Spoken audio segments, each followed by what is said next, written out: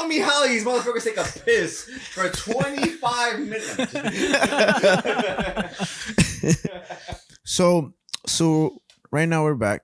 We're back, and we never left. What did we know? We never left. Yeah, right? I just like to say that we're back sometimes because Randomly. it just feels right, Yeah. you know? We don't stop shooting this podcast for anything. Yeah, we're always filming 24/7. 24/7, 365, no pee breaks, nothing. No pee We breaks. don't stop for nothing, Javi. I'm like Kim Jong-un. I don't shit. All right. And so now we're at the AMC section, right? Kind of, but not really. And we're not gonna really discuss the movie just yet, even though recording has started. Yeah. So anyway, so we're back. Yeah. But again, we never went anywhere. Nope. We don't take breaks during the show. We don't use the bathroom.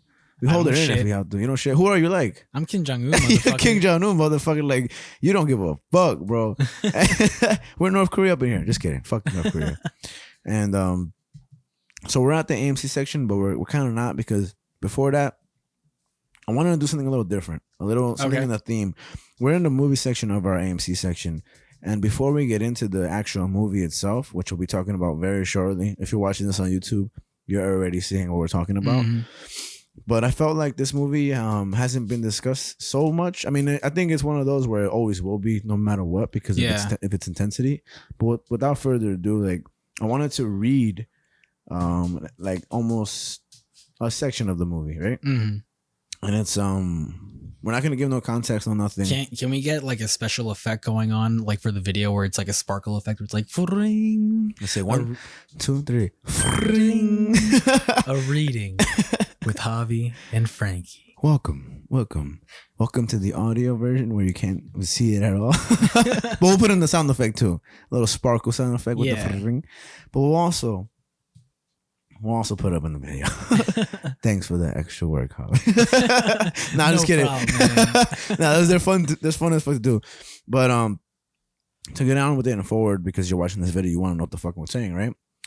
I wanted to read something with Javi because I felt that before we introduce this movie, and for the listeners on the podcast, on Spotify, Apple Podcast, Amazon Music, and all that stuff, I know they're like, can you just do it already?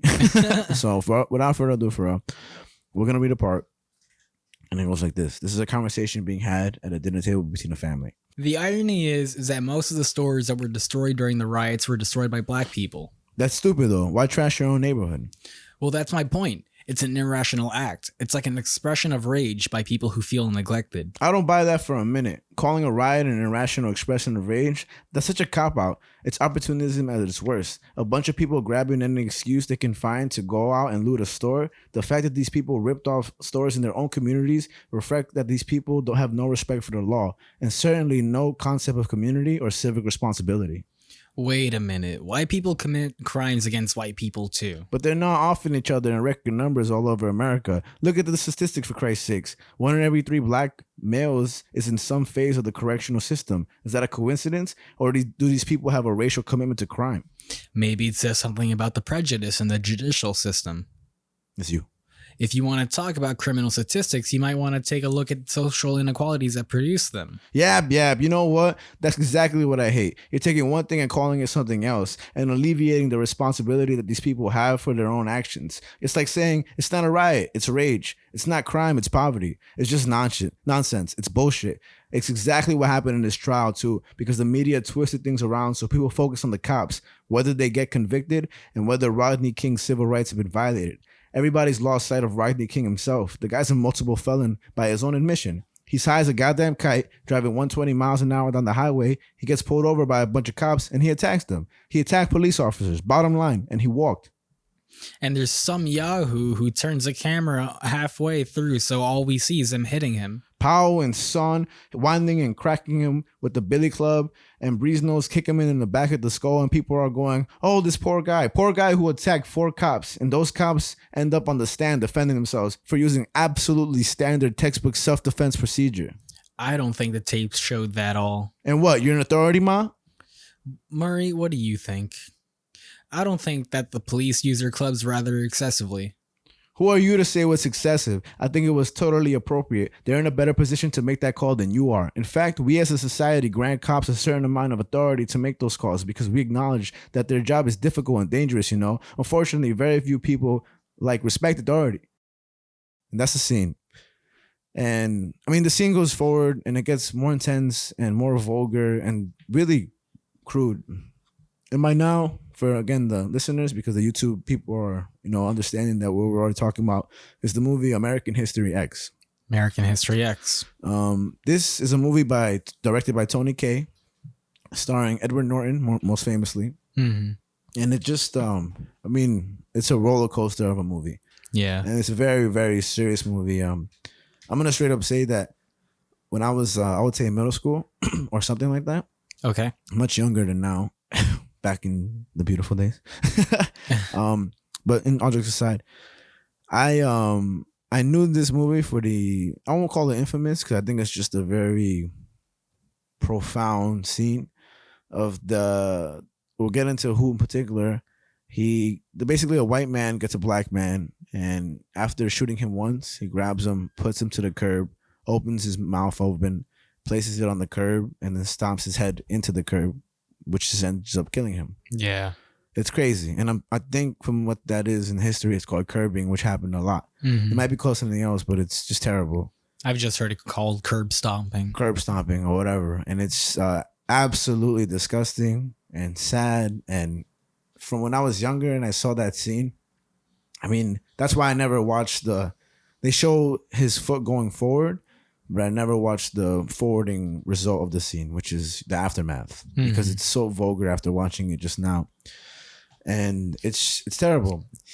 The movie came out in 1998, and again, it's directed by Tony Kaye, featuring Edward Norton and a whole bunch of other people who I feel are just not as interesting to the role right now. Maybe you have some facts, but I don't. I don't. But I mean, I will just say that pretty randomly, I thought this movie was directed by Spike Lee. I don't know why. I was like, this is a Spike Lee movie. Yeah, I mean, I wouldn't be surprised by that. But I mean, admittedly, man, I picked this movie because I thought it was about Malcolm X. Oh, wow. Yeah, because the X at the end, American History X, that's literally what I thought. So I was misled, and boy, did I just see a whole bunch of shit that I didn't expect. So after watching this movie, which I seen twice since, right? I took a very intense viewing of it the first time, and the second time I kind of watched it casually again with Beatrice. I said like, hey, let's watch this over. And let me take a little sip real quick. And ultimately, it's a very, very crazy movie. And before we get into the actual scenes of the movie, Edward Norton, which is a very interesting character, and not only just in movies but outside, the film, he had a very weird but true input on the movie, which was that Tony Kaye had this movie done and completed, and it was down to like an hour and something's worth of cut. So that was the original cut of the movie. All right. And even before, when we were reading the script, I had to literally read off the captions of the movie and write it down. Yeah. And the reason being is that Edward Norton didn't like his original cut of the movie. Mind you, Edward Norton is an actor who plays the older brother Derek in the movie. Mm-hmm. What he ended up doing is making his own version of the movie himself, which led to a 2-hour ultimate cut, which is now the movie we all know. Interesting. So it's like, say you made a movie and it came out, and I was like, no. Let me do this something with it, and then I create my own version, and I put it out. And the Writers Guild, which I guess is in charge of what's deemed who's and what can be put out based off what's created, they allowed Edward Norton's version to be released, even though Tony Kaye really debated it. And I mean, it turned out that Edward Norton's version was incredible, because it was. Yeah. Despite the horrors of this movie that it shows and portrays, first of all, it's just a movie, but there's very little things in the movie that seem unbelievable, in my opinion. Okay. So, I mean, he was also in the Hulk, which I didn't know. Yeah. Like, I didn't know. Just throwing a little fun facts. You didn't know that? I don't know. I had no, yeah, and real quick, I feel like that's what I mostly know. I didn't know who the fuck that was, and I didn't know who Edward Norton was. But according, I saw him on the Joe Rogan podcast a little. He had a little, interview, And one thing he said is that when he was looking at the movie American History X, he felt that it should portray like a fellow on Macbeth. And he said to the director, take away all the drug plot that you wanted to put in and make it more so about rage destroying a person. A Shakespearean tragedy, but skinheads.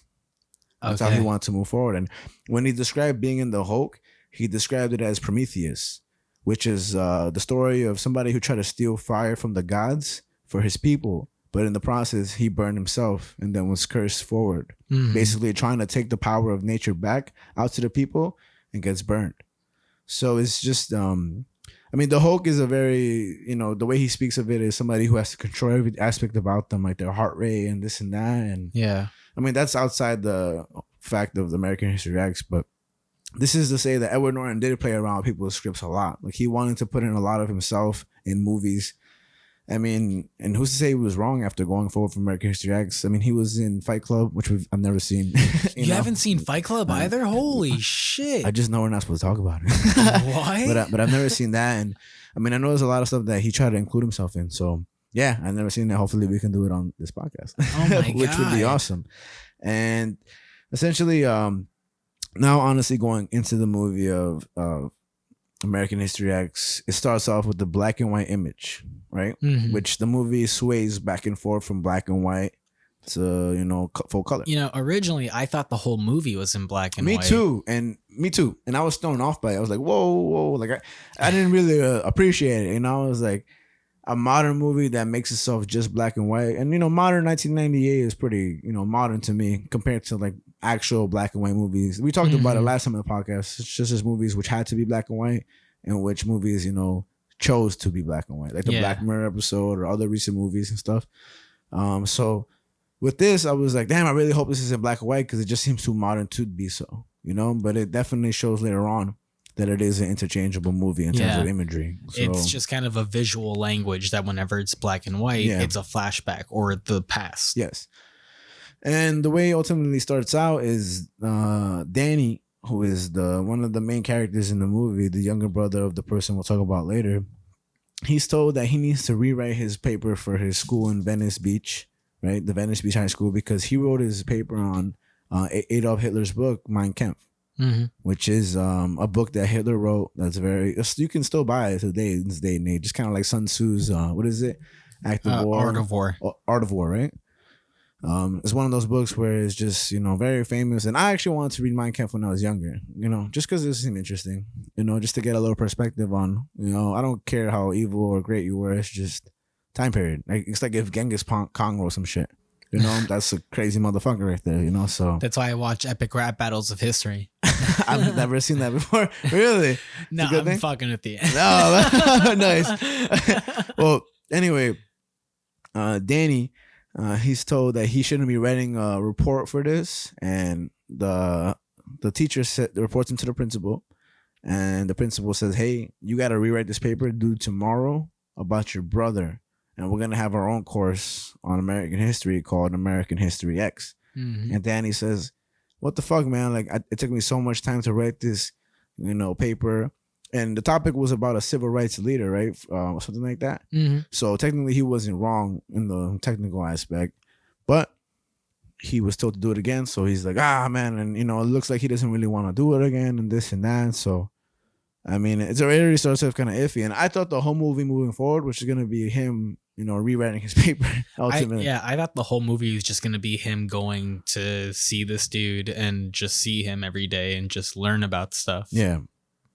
And apparently it definitely wasn't that, because it just gets a little more crazy. So moving forward, we look into Derek, who's the brother of Danny, the older brother, who has a big swastika on his chest, right where his heart is, right over his heart. Yeah. And before they describe him, they introduce a character called Cameron Alexander, who is the leader of this area, Los Angeles, I would assume so, right? Venice Beach. In Los Angeles, there's a bunch of skinheads, and the leader who's making them all, rise to power and impact minorities in their community is called Cameron Alexander. Kind of like the Hitler to the Nazis almost, in a smaller, definitely way less power segment, but still effective to other minority groups. And the principal who was talking to Danny earlier, the younger brother, was saying he works with the cops in L.A. and they were talking about how in the area there are these group of people, neo-Nazis, skinheads, and how Cameron Alexander leads them, and how they use Derek as a big way to kind of, what's the word, to get these people to join you, sort of motivate like these people to just kind of like join your movement. Yeah. And then it leads to a very interesting scene where Derek is speaking the news. And you want to recount the scene where he talks about his father dying in the fire in a black neighborhood? Yeah, I mean, it was just kind of, I mean, it's the first time that we see in the movie where we see how he sort of feels about like the state of America, really, where he kind of speaks to himself and says, this happened because of how America is. My dad died because of ABC. And he straight up says like a black person killed my dad and this N-word, like this. Yeah, like we live in an N-word neighborhood by people who collect welfare checks that killed my neighborhood, and all immigrants come to America to ruin the country. Yeah, I mean, even when he's like calling him the N-word, like that's something that explodes at him near the end, where it's like it's something he can't even hold back anymore. And we're talking about like hard R N-word, which is why we don't say it in this podcast. We live in a N-word neighborhood, and it's disgusting. But he also says, this is a very, very interesting part. He says Europeans came to this country and flourished, yet other immigrants come to this country, aka Mexicans and black people, and they come around here and gangbang, collect welfare checks. And I mean, one thing that I didn't find that justified it, but aided his pain, was that his father was just actually doing his job. He was putting out a fire because his father was a firefighter, and he was killed by somebody else who happened to be black, and that's very interesting. Again, it's not justifying at all his attitude, but like you said, like that momentum of mindset didn't really come out until the end. Like at first he was just being upset about his father dying and stuff, and then it really just kind of sounded like he was ranting, and it's just like, this is what's wrong with America, and like it's because of like these immigrants and things like that, and it's like it just explodes by the end where he's like, no, this happened because they're in this N neighborhood and things like that and whatever, and he just gets really upset about it. And decent, hardworking Americans like my dad are getting rubbed out by social parasites. Parasites?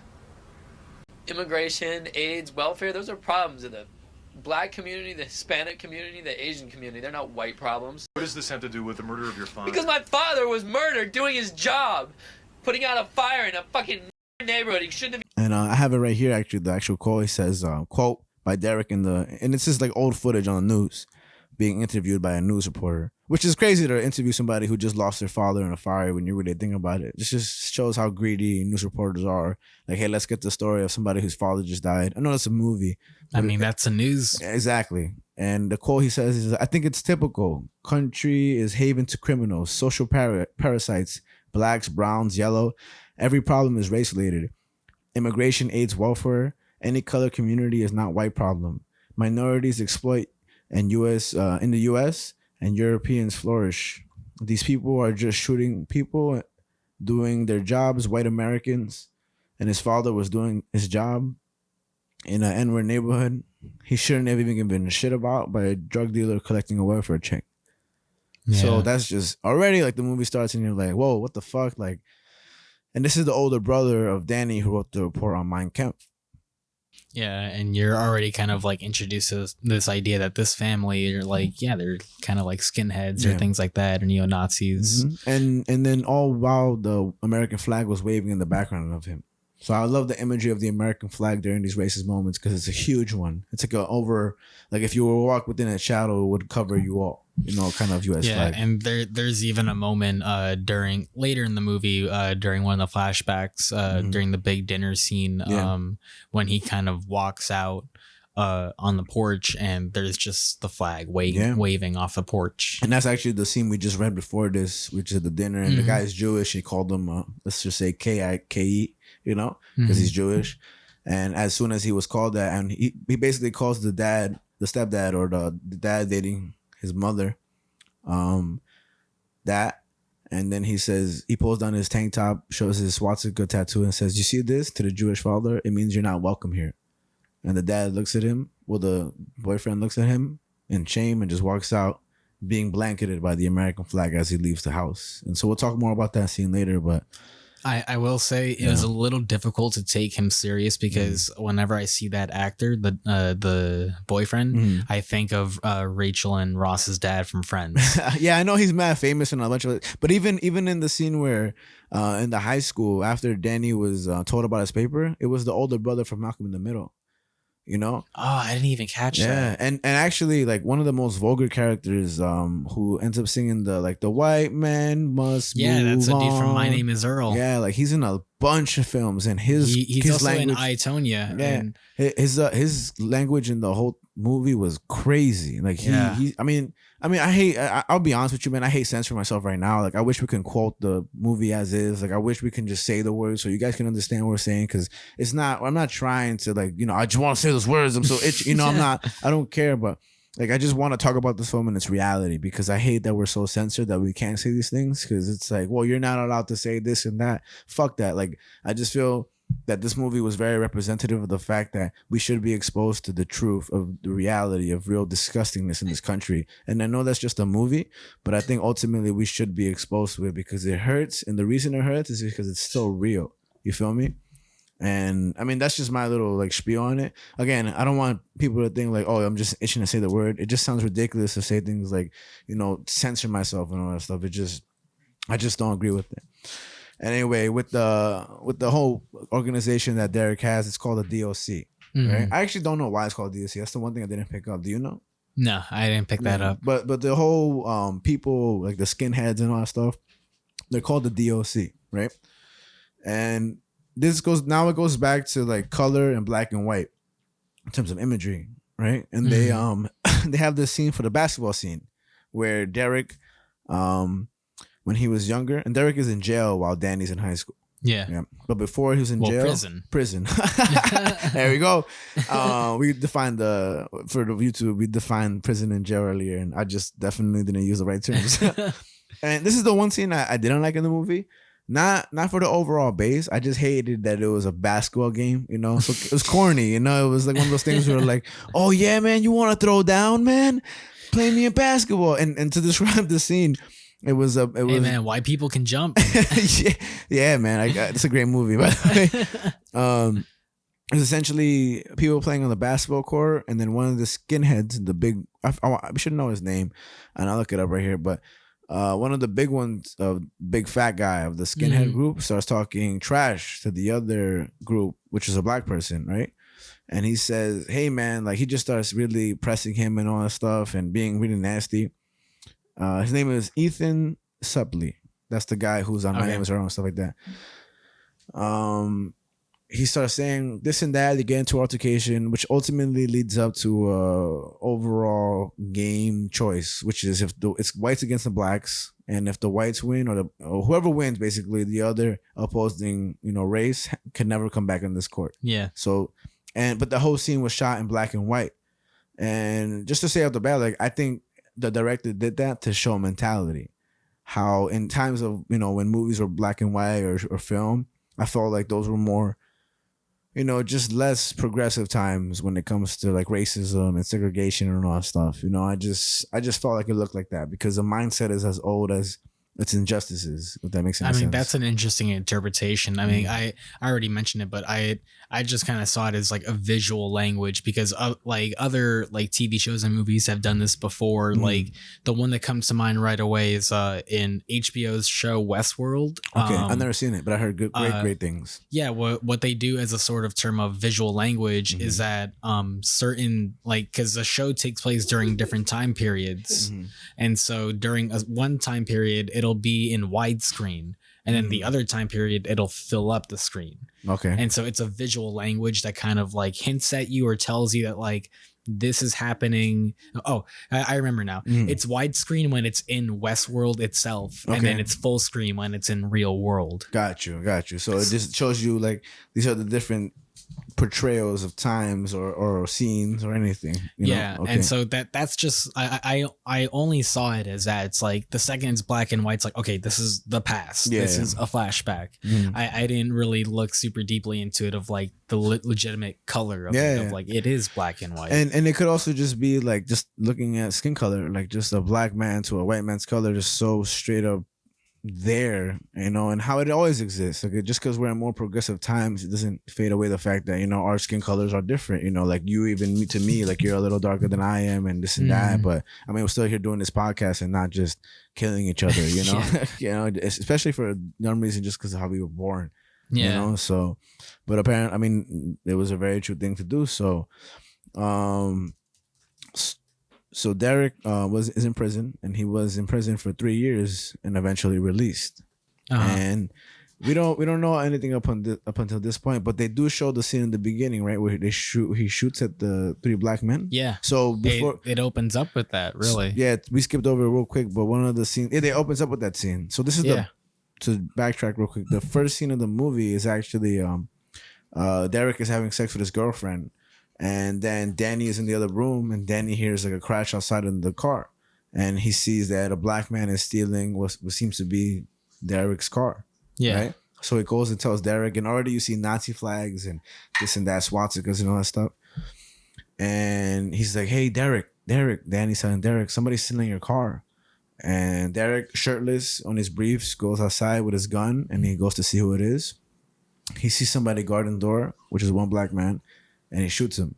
He sees somebody near the car, which is another black man. He shoots him too. And he tries to shoot the other guy in the getaway car, but he misses. And he shoots 2 black men. And ultimately, the third guy who gets in the getaway car, he gets away and stuff, right? So they leaves it at that. And then we can only understand that he's in prison for 3 years for doing, just until that point, shooting 3 people, right?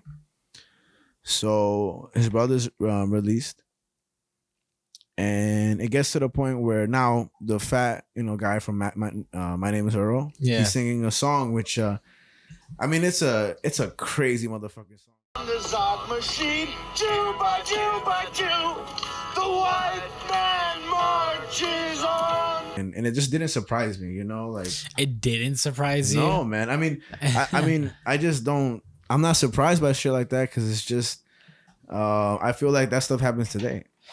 I mean, even still, like, because, I was watching it with my cousin, and like, as soon as that scene came on, he was just kind of like, Jesus Christ. And I was like, yeah, I know, like this, like, oh my God, the fucking song. Yeah, it's ridiculous. And like, even right now, I go on YouTube, right? And I look up the song and it says American History X funny scene. So, but I mean, I don't think that movie is funny at all. Like, I don't think that thing is funny at all. I think it's crazy. Like, it's a fucking disgusting scene. And I wish we could play. You think we could play on the audio or copyright? You think? Copyright. Fuck. Yeah. But I want to see if I could maybe get the lyrics on it because it's kind of disgusting, man. And let's see. I think I got it right here. Yeah, it's such a disgusting song, and like I honestly like kudos and props to like the actors themselves to be able to like get through this stuff and do this stuff with such a serious face. Yeah, because I mean, the reason I thought it was such an American thing to see is because he was in a Dodge. Like, he was in a Dodge truck, which, I mean, like Fords and all that stuff that people like incorporate into patriotism in America. Like buy American. Even though I hear American cars suck ass. Like that's sort of from what I hear. I can't find the song, but at the end he says, "And the white man pushes on," you know, and it's just crazy. So we'll put that in the supplementary for people who really want to know and stuff because it's important. Just like we put up the 9/11 Howard Stern thing. Like, I know that started off with very strong language. It's it straight up was saying that we got to blow up these tower heads because now what they did to us is, and I know that seems very racist, and it is, like it is very like ignorant more so, but in the context of things, again, not justifying it at all. It just speaks on how true the country is and how we tend to express ourselves more truthfully when there's chaos going on. In a time of crisis. Exactly. Yeah. So, I don't know, man. That just, it's crazy. Yeah, man. It's ridiculous. So, Also, Danny has a ridiculous smoking habit. The younger brother. Yeah, he smoked a billion. I love how like no one really questions it either. Like he's just smoking. Like it's never really crazy. it's never a subject matter. Like they point out the mom smoking, but not like no one's ever like Danny. Like the only time Derek points it out is when he says you're blowing that in mom's face, and she's the one coughing up, and but no one's ever like, Danny, you shouldn't be smoking. Yeah. Like it's so bizarre. Yeah, I think so too. And he's constantly smoking, like almost in every scene he's smoking a cigarette. And I'll just say when I came back home today, my cousin Jordan was watching an anime, and it's an older cartoon from like the 90s, and like a mom or something like that pulls out a cigarette at some point and starts smoking, and like I was just kind of like, yo man, like how come like cartoons back then they just always had smoking and things like that, but it's just like even now thinking about it's like it's just sometimes I forget that back in the day everyone used to smoke. I mean, even and this is something I have to like for sure fact check. Doctors used to recommend cigarettes. Do you know that? I didn't. Yeah. I haven't heard of that. In old commercials, and this is definitely like a supplementary type of thing or whatever. But doctors would recommend cigarettes on commercials and stuff. Like one and something doctors recommend smoke a cigarette after a meal or something like that because it would help you. And, what the fuck? Yeah, man, that's a very real thing. And of course, I don't have my facts straight right now, but I will bet. Are you straight? I don't know. No, I'm just kidding. I will bet my socks right now that that's a real thing. So, I mean, it's crazy and how we advertise things without really knowing the science behind it and stuff. So, anyway, the fat man, he's singing the white racist song on his way to Derek's house, and once he gets there, he tells Danny's house, which is also Derek's house. They're brothers. He tells Danny, "Come on, man, recite it," while he's filming with the video camera because he's excited that Derek got out of jail.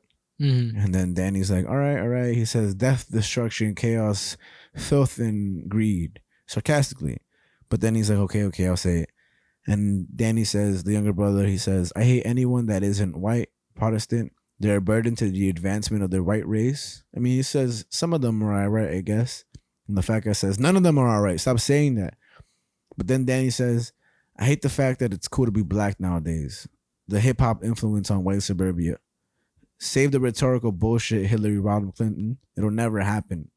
So Danny's, spreading this ideology, which really doesn't fit his, first statement, which he says, some of them are right, I guess. Mm-hmm. So it seems like he's already conflicted with this idea that, I don't hate all people that are minorities.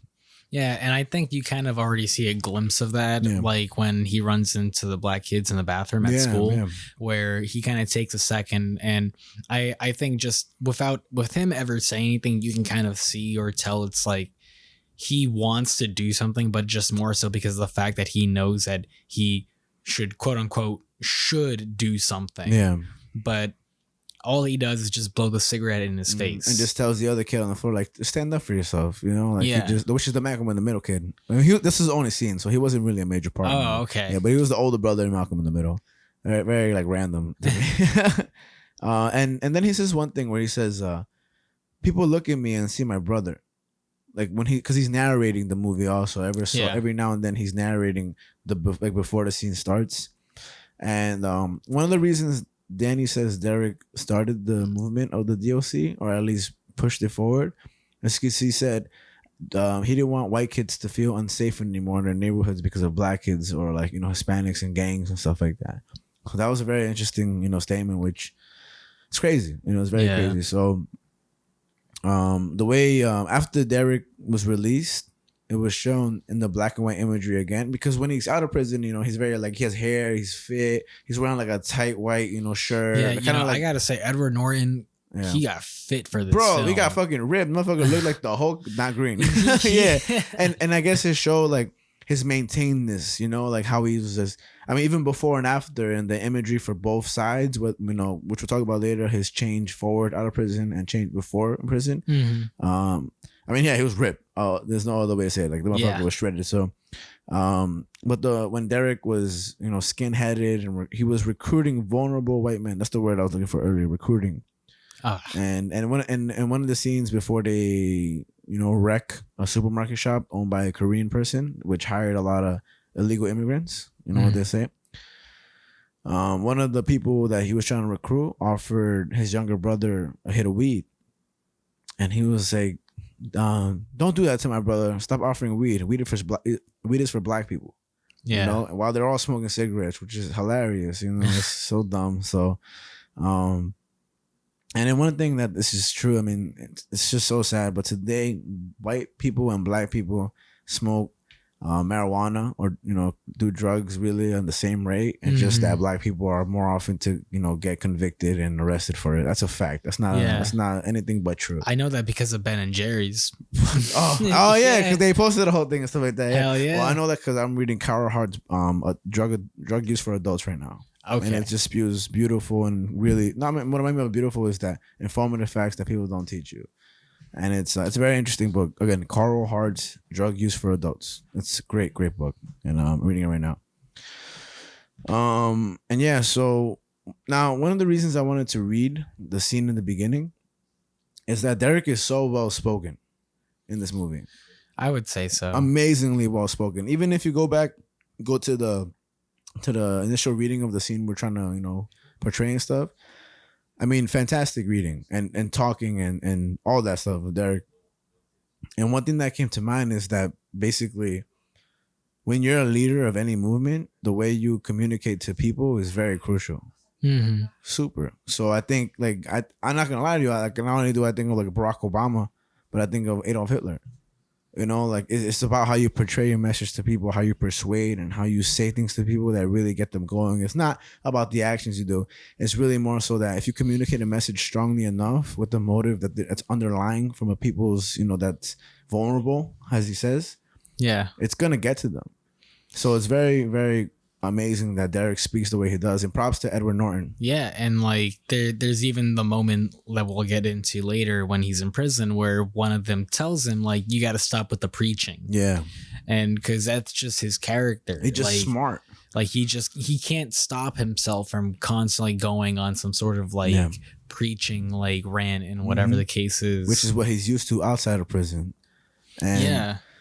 And before they break into the Korean market that hires a bunch of, let's say Mexicans, that are there, quote unquote, illegally, he preaches that money is wasted on jailing and assisting immigrants. He calls the border a joke. And the speech is very well given.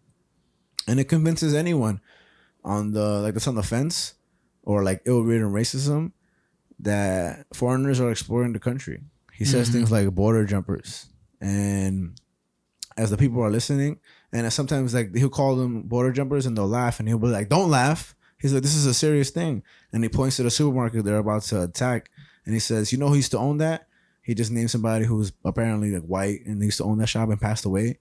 And he's like, now we have some Asian guy in there hiring border jumpers. And, they're ruining this country. They're ruining hardworking Americans. And when he said that, I'm like, how often do we hear that today in our politicians' speeches? Hardworking Americans. Yeah. Right? It's just, it rings a bell almost, So he says, are you going to stand around while a country gets raped? And then they go forward and they demolish. Which I thought was amazing foreshadowing. Oh wow. Yeah, we'll get there very soon. Because, wow, I didn't even think about that. That's crazy. Stick around because it gets crazy. They demolished the grocery store. Some people are recording while they're kicking Mexicans on the ground. They're yelling, Viva la Mexico, Beaner, Spick. They're saying these things to people. They get the counter lady and they're that was so tough watching the counter lady just get shit spilled all over her. Hey, that's a great color on you, You can get a white woman's job, bitch. A little better than this one, huh? Yeah. White.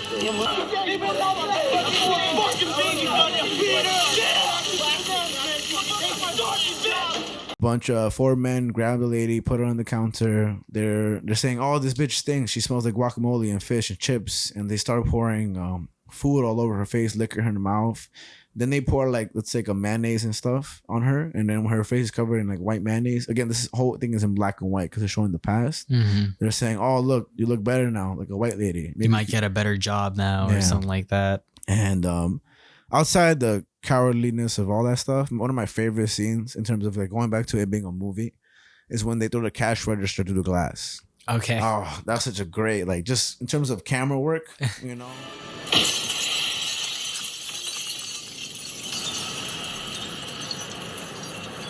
And I know for those watching, what kind of recap in the movie, But this is one of those movies where there's just so much talking points throughout it where like, listen, because if you haven't watched the movie or you really don't care, or fuck it, if you're trying to just spark this shit, like we'll be quicker done than the movie itself. But it's a really intense scene. And it's even significant in terms of imagery when the fat guy takes the burger, statue with him after he leaves the grocery store after they're done attacking everybody that works there, all the Spanish workers and stuff like that.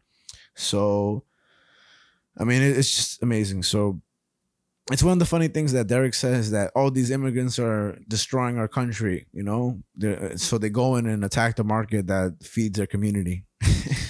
How stupid is that? Yeah, it's so hypocritical in such an ironic sense because and it's really interesting that that even happens because Derek later on sees that for himself as we'll get into. Yeah.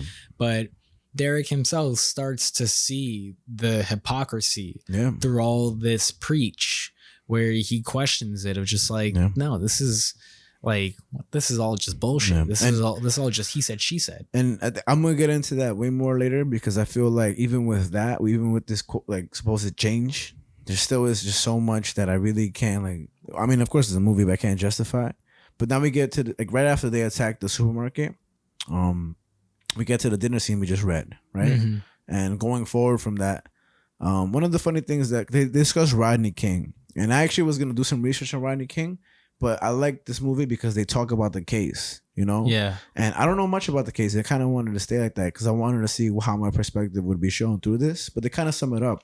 Mm-hmm. Police did what they did to a black man, and it was justified because he was, speeding on the highway. AKA, oh, well, if he's breaking the law, we should be able to beat a black man with sticks because the police are justified because they're the authority. Yeah. And this is one part in the scene we were reading where the mom is like, well, I don't think they should be able to use that force. And Derek says, well, what are you, authority of, the law? Mm-hmm. Yet, Derek is talking about how they use standard textbook procedure, and he's not an authority of the law. He's not the law. So it's very, again, hypocrite. And this is without realizing it. Preaching something you know nothing about. How we praise, veterans and this and that or all that stuff, but we know no knowledge of what they do. We don't step in their shoes. Yeah. So I think that scene in itself is very, very, very, very incredible. It's just a real lack of empathy almost. And how he doesn't want to be included in the KKK. Mm-hmm. Like his sister Davina says, you're like the KKK. And he's like, I'm in no way, shape, or form compared to those low rednecks, unorganized organization of KKK. And you could say that you could argue that that's kind of like a point where it shows sort of like the crack that he doesn't fully believe in it. Yeah. Yeah. I never thought about it that way, but or maybe that the Nazis and the KKK are the same thing. Because hate comes in separate, branches. I feel like while like Nazis and KKK are like not like the same, mm-hmm. they're very much of the same branch or same tree, mm-hmm. and so 100% same root, Yeah, and so when he really argues or gets really defensive about that of like, no, I'm not KKK. I think that really shows a lot of like, no, I'm not like. I'm not this type of trash. I'm this type of trash. Yeah, it's almost like that one guy that's like, I'm not racist. I have a black friend. Yeah, it's the stupidest shit ever. And it's like that's perfect. And yeah. Yeah, it's such a cop out where it's like he's trying his best to like try and show that he's not being a racist piece of shit, but it's like, dude, come on. Yeah. And I don't know why I think at this point this is just a quick B-hole segment for those who know B-hole. Learn about it. And Carl Hart, the book, I wanted to bring it up just because it talks about a lot of injustices that black people face because of it, because of the country. How the opioid crisis, we view white people who are dealing with it as victims, but when it's black people during the crack, epidemic and stuff like that, or pandemic, whatever, that they're like, not terrorists, but crime doers and this and that. But one thing I just wanted to say is that when you look up things like heroin addiction, right? Mm-hmm. You always find all the documentaries with heroin and addiction in the same title. You never find a documentary on just heroin, right? Yeah. And what I'm trying to say is that it's like finding a documentary on cars, right? But all they do is show the accidents. Okay. They don't show the actual, I'm not going to say advantageous features of cars or heroin, but they don't go in full depth of what heroin is. Just like pure cocaine. And moving forward, like just with all drugs, basically his basis is that all drugs should be legal because in the Declaration or like whatever the Constitutional Declaration is the pursuit of happiness and all this stuff, and the freedoms and all that, and our freedom should be able to do and decide what we do in our bodies. Because if not Thomas Jefferson, somebody else, they said, what if we let the government decide what foods went into our bodies? Yeah. It's just a whole spiel of things. So I don't know why that made me think of that, but I think that's a very important note to take from that book that I read, that I'm still reading at this point. What do you think about that idea? Like when you talk about heroin, you just talk about addiction. But if you were talking about cars, what sense would it make to just talk about the accidents? Well, I wouldn't say it's necessarily like directly comparable. Just because I think it just kind of goes without saying, like, because I don't think anyone really cares too much like how heroin is made or something like that. I think a majority of people know like what heroin is or how like people use heroin or things like that. So I don't think there's much of a curiosity or interest of like how like how it's made or how it's used or things like that. I think it's just that's already known knowledge. Yeah. Like most people are morbidly curious about how like a car is made or how other things are made. There's like a whole show about how things are made on like the Discovery Channel. But like what I'm trying to say is like what coke is to fentanyl, drunk driving is to cars. No, I know what you're like trying there's to. one aspect to the entirety of everything. Just like pure coke isn't such a terrible thing.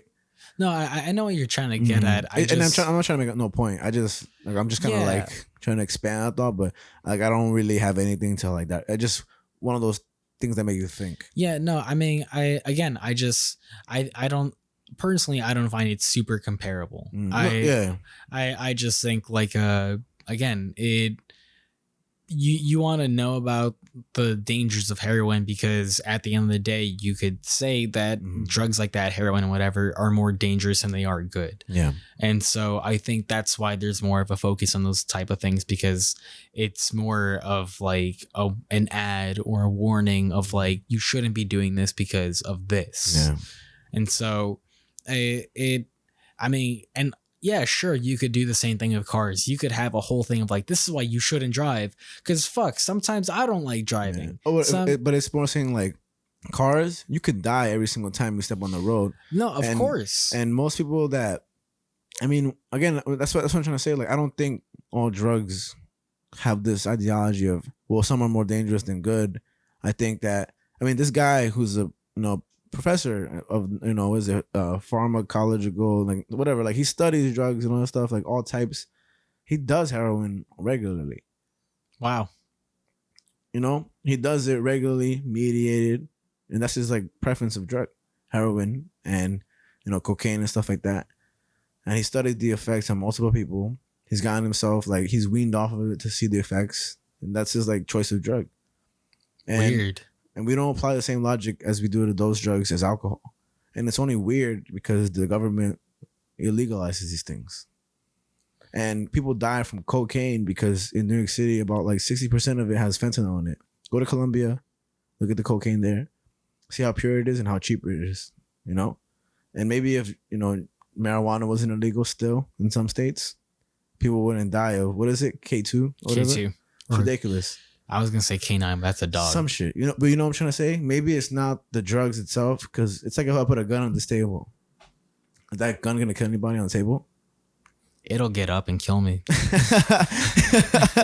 But like if the gun is there, it's not doing nothing, But if I put a fentanyl laced cocaine packet there, you just happen to be a little curious, and you just die. I mean, you took those drugs. I definitely think rather than buying it from a organized, thing that comes from like, I can go to the store and buy marijuana now, and I have less fear of dying than I would if I'm a dealer that I don't know. I think it just kind of speaks to like the dangers of the human mind more than anything. Maybe because every person is different. and sure, for this guy, he can take heroin and For sure. still sure. be a doctor and still be super well credited and renowned and things like that. But not everyone can be like him. No doubt, and I agree with you on that completely. So I think when it comes to sort of these like documentaries and things like that of like, this is what's wrong with these sort of drugs, because like how I said earlier, I think at the end of the day, the cons outweigh the pros. Maybe. And so I don't agree with that, but again, that's my viewpoint on that. Yeah, and so I think that like that's what it is. It's just like the cons outweigh the pros, because like it's more dangerous it's I mean, again, like the analogy of like having a gun, it's dangerous to have a gun out because not because a gun will get up and kill someone, but it's statistically proven that when there's a gun out, there's a higher chance of an injury happening. Yeah, but that's like, oh yeah, you're right. But I don't. But if like, wouldn't that risk go up if there's a mentally incapable person around the gun? I mean, it would go up even higher, but that doesn't change the fact that there's still a chance of an injury happening. But if a responsible person had a gun, aka the government doing background checks and very like forcible tests to make sure people with the wrong hands don't get their hands on the gun, then it would be safer. But we just don't do that in this country. We don't do that in this country. We demonize weapons because the people that shouldn't be getting them do, and you can order guns online. And a lot of people who shoot up schools and stuff, they get them at the end correctly. At the end of the day, you can't always have your gun on you. There's I've recommended this movie to you, but there's a scene where someone has a gun on them, and a child like finds a gun and starts like, that happens all the time. Children kill their own parents by mistake and this and that. But I mean, to honestly speaking, that's the fault of not putting in the lockbox and all that stuff. But there's a real video you can look up. I'm pretty sure in Baltimore, where some guy's getting a haircut. Right? It's a guy getting a haircut, and the barber's cutting his hair, and a guy walks into the shop with the intent to kill the barber. So he points his gun at the barber. The guy getting a haircut gets up, just walks away, and before the guy could kill the barber, the guy who was getting a haircut was a cop. Oh wow! And he shoots the guy and kills him, who was gonna shoot the barber for no reason. Watch! Look what he's right on fucking. That shit's chilling, man.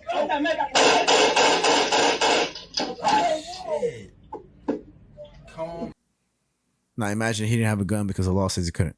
I know he's a law of authority, but if you ever watched the movie, I can't remember now. Hella High Water.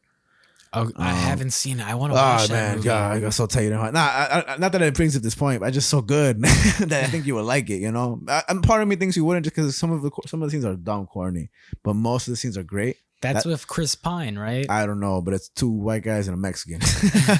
but there's a scene where somebody's gonna rob a bank, and they're running away, and they're holding the people at gunpoint and stuff. And then the sheriff wants to take out his gun. Before he can, all the citizens take out his gun and aim it at the robber. And he's like, man, I love Texas, and that even in itself is a little corny. But really, man, like, I don't think about this shopping cart killer, and how the bystander effect, and how most of us don't do anything because we're scared of our own lives. But what if you had a gun in your hand at the right moment, legally and mentally capable to do so, and you can save a life? Again, that's very drastic movie. And again, I'm not here to advocate this or that. I know from I thought this was about American History X, man. I just very much like how we're having this conversation and we're not yelling at each other and fucking, we obviously have different standpoints in this and this, very like spread out. But again, look how calm we're talking. Look how, I don't remember the last time I talked about these type of topics this calmly. Maybe because we have so much audience pressure. But really, I mean, fuck it, right? That's important. I think so, Yeah, I mean, it just kind of comes down to bias at the end of the day and things like that. Because or education on it too, like information and everything. I mean, because I just don't like guns. Nah, man. I don't blame you, bro. I don't like them. I don't blame you at all, because I think they can bring a lot of harm when in the hands of the wrong people, or even just responsible people who have a bad day. Yeah, it's just accidents happen, man. Yeah. That's all it is. It's just that shit just kind of scares me. It's like you could just avoid all that if it just wasn't there. But then I think of you saying earlier, when you can just beat somebody to death. I mean, that's just a savage thing, but that Sword guns when they in the right place of time. Even when I was saying that, Yeah. I thought about it too, because like when you use a gun or things like that, it's almost like a tool. Yeah, because so is a pipe and fists. I wouldn't say fists, but I like a pipe, sure, but it's like I feel like when you use something that isn't, I feel like when you use something that isn't your fist, like an actual like There's a item, detachment. There's a detachment, exactly that. There's a detachment. I don't think so. I think it's an extension of what you already were going to do. It's like Well, I think it's both, because it's like obviously like say if you took someone that wanted to kill someone, they could shoot them or they could beat them to death. But I think at the end of the day, it's easier to shoot someone than it is to beat them to death. And that's why I say that it's more savage to beat someone. I think killing is the same thing. It's easier to pull a trigger than it is to keep wailing on someone. I think it's quicker. I think because when you shoot somebody, they don't. I mean, obviously, depending on where you shoot them, and this and that. I mean, it's not easy to kill somebody with a gun. Of course, shot in the head will do it to you, but you still hear the effects of killing somebody. And I think without a doubt. I think that mental trauma is still very real and guilt. And you ever seen I'm pretty sure it's Macbeth, where it could be one of these Shakespearean things. For sure, it's Shakespeare, where they kill somebody, right? And one of the famous scenes is they kill somebody and they have blood on their hands. So the person goes to the well and they're trying to wash their hands. And the whole time they're washing their hands and they're trying to wipe off the blood. And it's cinematically or theatrical almost, because it is, plays. And the blood just stays there. It's almost as if it's tainted. And they're washing and washing and washing, but it can never get off. I think to take a human life away is terrible. But I don't think that beating someone to death or shooting somebody are different things. I think taking a life is the same impactful thing. It's just a quicker process. It's like when I say it's easier to kill someone with like a gun or a weapon, I'm not saying it's easier on the conscience. I'm saying it's methodology, like to do so. Like in the act of. I'm just saying it's physically easier to do that. I mean, bro, people get into fights and like places and like say we got into a bar fight, like, hey, I hate that Italian accent you've been doing on the show, and I hit you and then you fall backwards and you land on the wrong side of your head, like you can die. Yeah, like that's how easy it is. And you would get the fall for that unless I have witnesses and a good ass lawyer in self-defense. You would have to have OJ's lawyer, but you falling for it, buddy. Not really, man, because if the camera shows that you swung at me and I just duck back and I just swing at you real quick, or I just push you away and I'm in self-defense. I mean, we can go on this with back and forth. It really just depends on the jury and timing and lawyer. But there are ways to get out of that. Like, I mean, did the anti-lynching bill not get 200 attempts before it was actually passed? Fair enough. You know what I'm trying to say? So it's just one of those shitty things where, again, like you're not even trying to make the point that it's easier to kill a person. It's just, again, I see what you're saying though. Like I see like when you're beating somebody and they're pleading for their life and this and that. But of the 100 punches you throw at somebody, one of them, the first punch could have killed them, and the rest of them could have just been you hitting a dead person.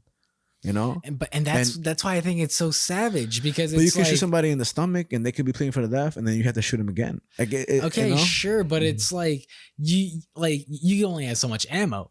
Like, all right, but what about you can unload a whole clip and at that point you're done. And it's like you can keep punching them. What about bombing a whole town, droning a whole town? Obama, what about that? What about droning a whole town of innocent civilians that die?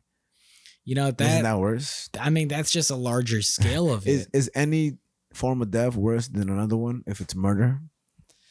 I would say that there is. I feel like there are worse ways to die. I mean, there's the age-old question: how would you want to die?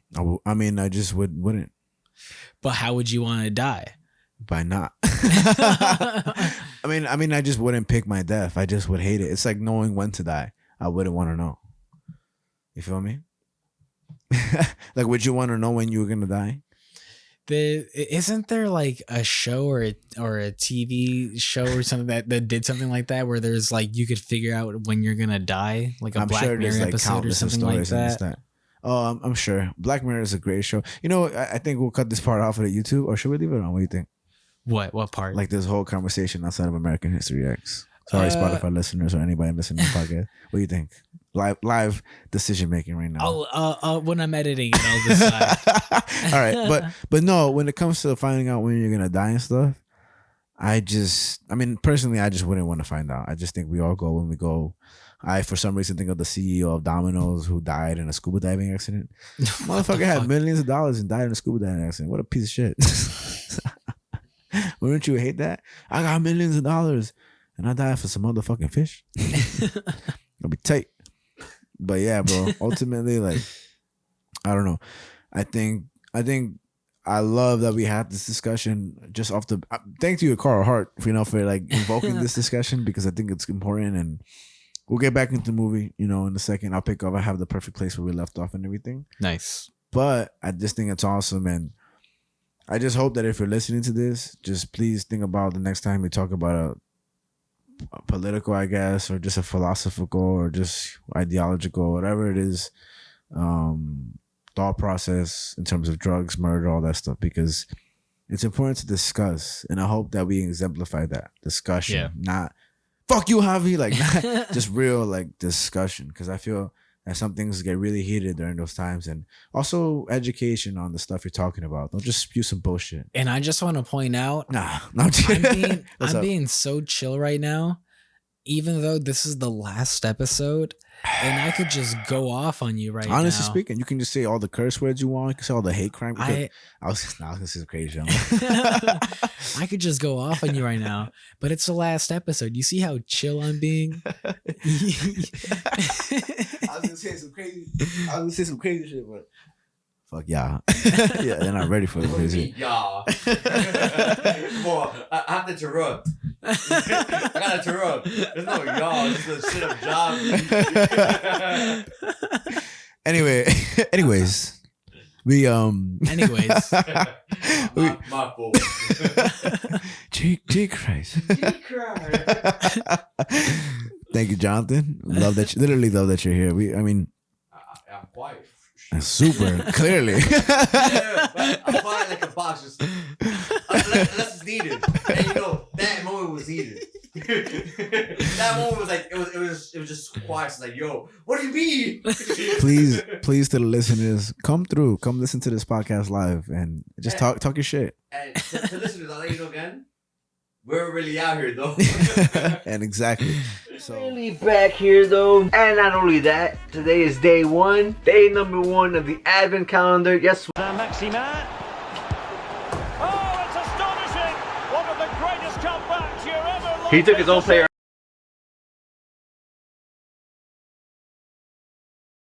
So now we get to the point where, okay, back to the American History X. We got this younger brother influenced by his neo-Nazi older brother, leading him into the pathway of life, which is, I guess segregation, Nazism, all that stuff.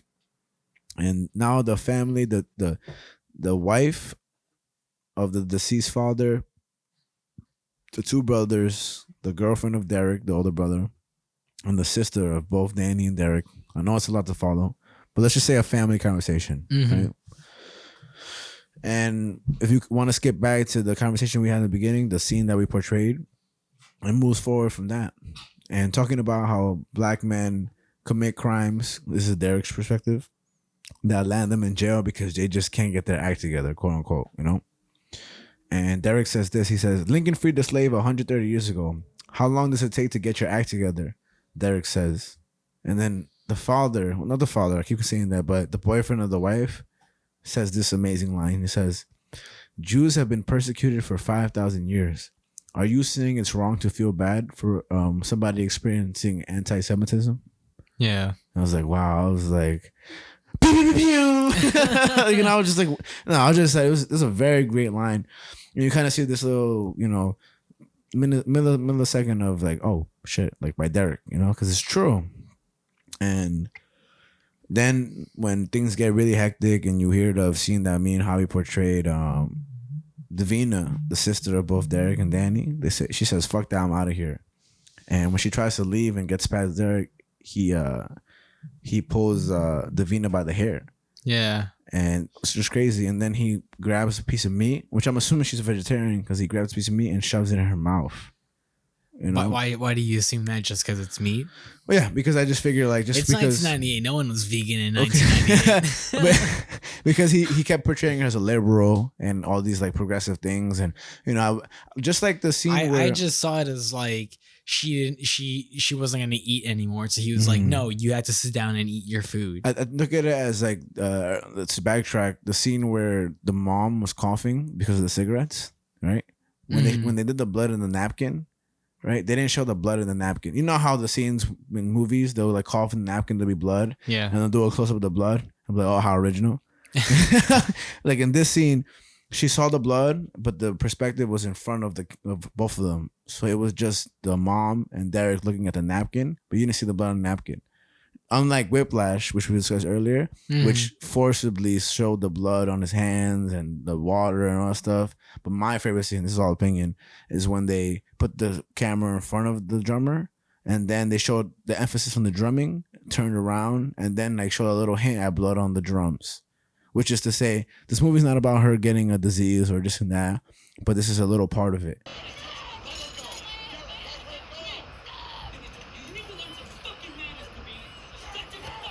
So I would think the best way to come at his sister for not listening to his girlfriend's perspective on her racist self is to shove meat in her mouth because she's a liberal, and liberals are often, vegetarian, vegan, and stuff like that.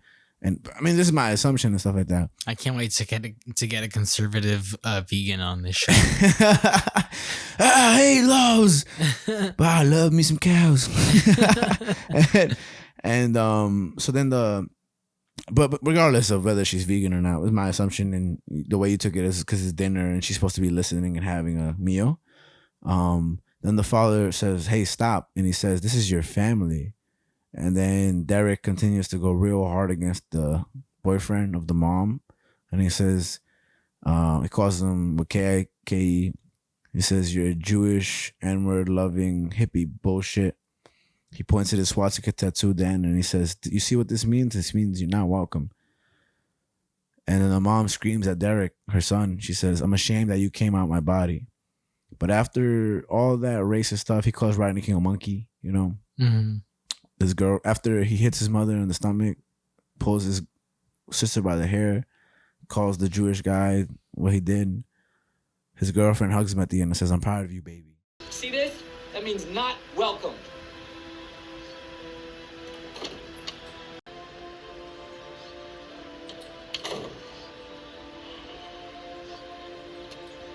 Yeah.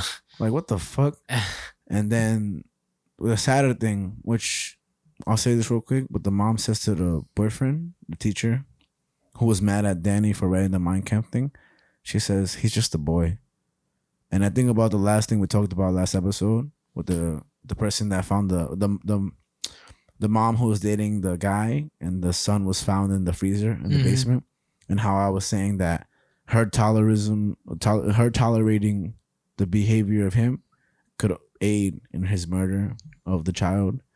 And I feel like, yeah, it's a mom, and me and you will never know how that feels like to be the mother of a child. Even if we were parents, we'll never know what it's like to be a mother to birth a person. But that's aiding that behavior. Yeah, I mean, I'm trying to remember what show it was, but there was a show where there was Danny Phantom. Oh, I remember now. Big Little Lies on HBO. I've never seen it. And there is a dude who is just an awful fucking guy, and was just like abusive to his wife and things like that. And his mom just could not believe this. Was just like, "No, that's not true. It's not true whatsoever." And she was just so against this idea that her son could ever be this abusive asshole. And it just kind of speaks to the fact that it's like, especially as a mother, it's so hard to distance yourself as a mother and view your son or your child outside of reality. Yeah. Because she does say he's just a boy who lost his father. And it comes out. This is true. It comes out as a justification of like, he's like this because of this. Yeah.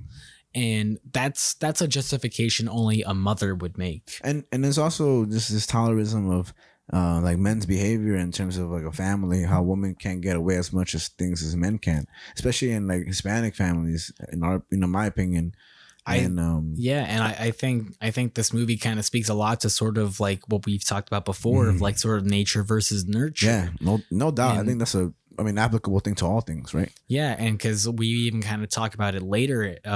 We'll talk about it later in the episode when they start talking about with their actual father and like sort of when Danny speaks about where he thinks it all began. Oh yeah, I can't wait to get to that part because it just wraps it all up, really. You know? And I think that really speaks to that sort of nature versus nurture because even with the what's it called, Derek's impression on Danny, which I think one of the most beautiful things about the movie is when they close up on Danny's face, and I love that they casted him because his eyes and his face are so young.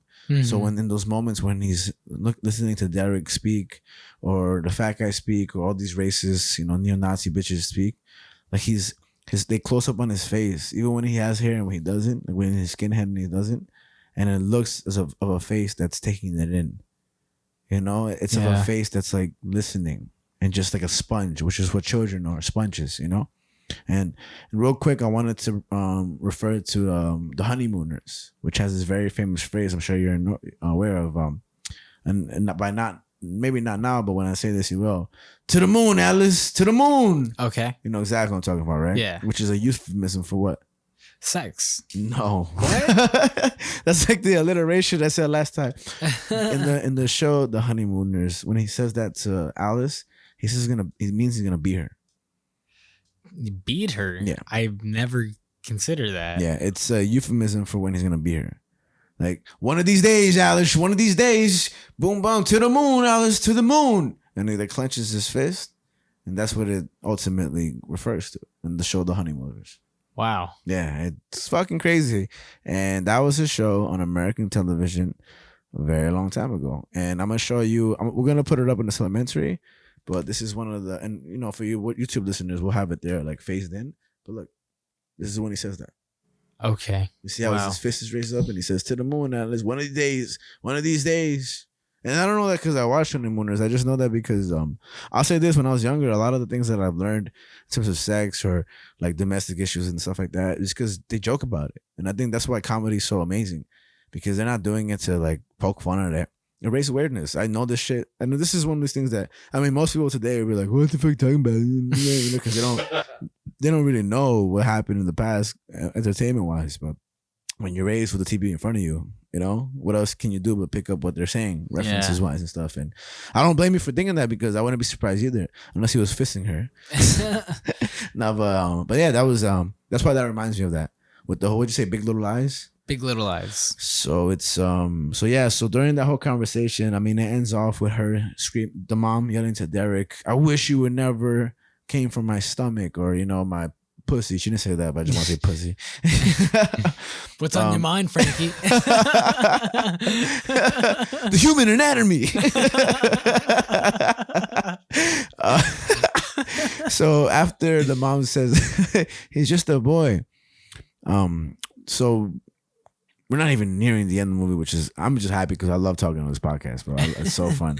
But Derek has a white power tattoo in his right arm, which is I want to point it out because one of the scenes later on in the movie are one of my favorite scenes. Okay. So I will point it out. Do we have any more Black Label left? Nah. I'll take a slow sip. Anyway, so now there's a scene where Danny and his mother are sitting down with the little girl. I forget her name. She's not really that important. But he's kind of like caressing her hair and talking about her. And the mom says, "Danny, I miss your long hair. Like, I miss when you had long hair." And he says, "Oh man, just kind of like pushing out the question." And she's like, "Hey, look, I'll quit smoking if you grow your hair back." And then he says, "Deal."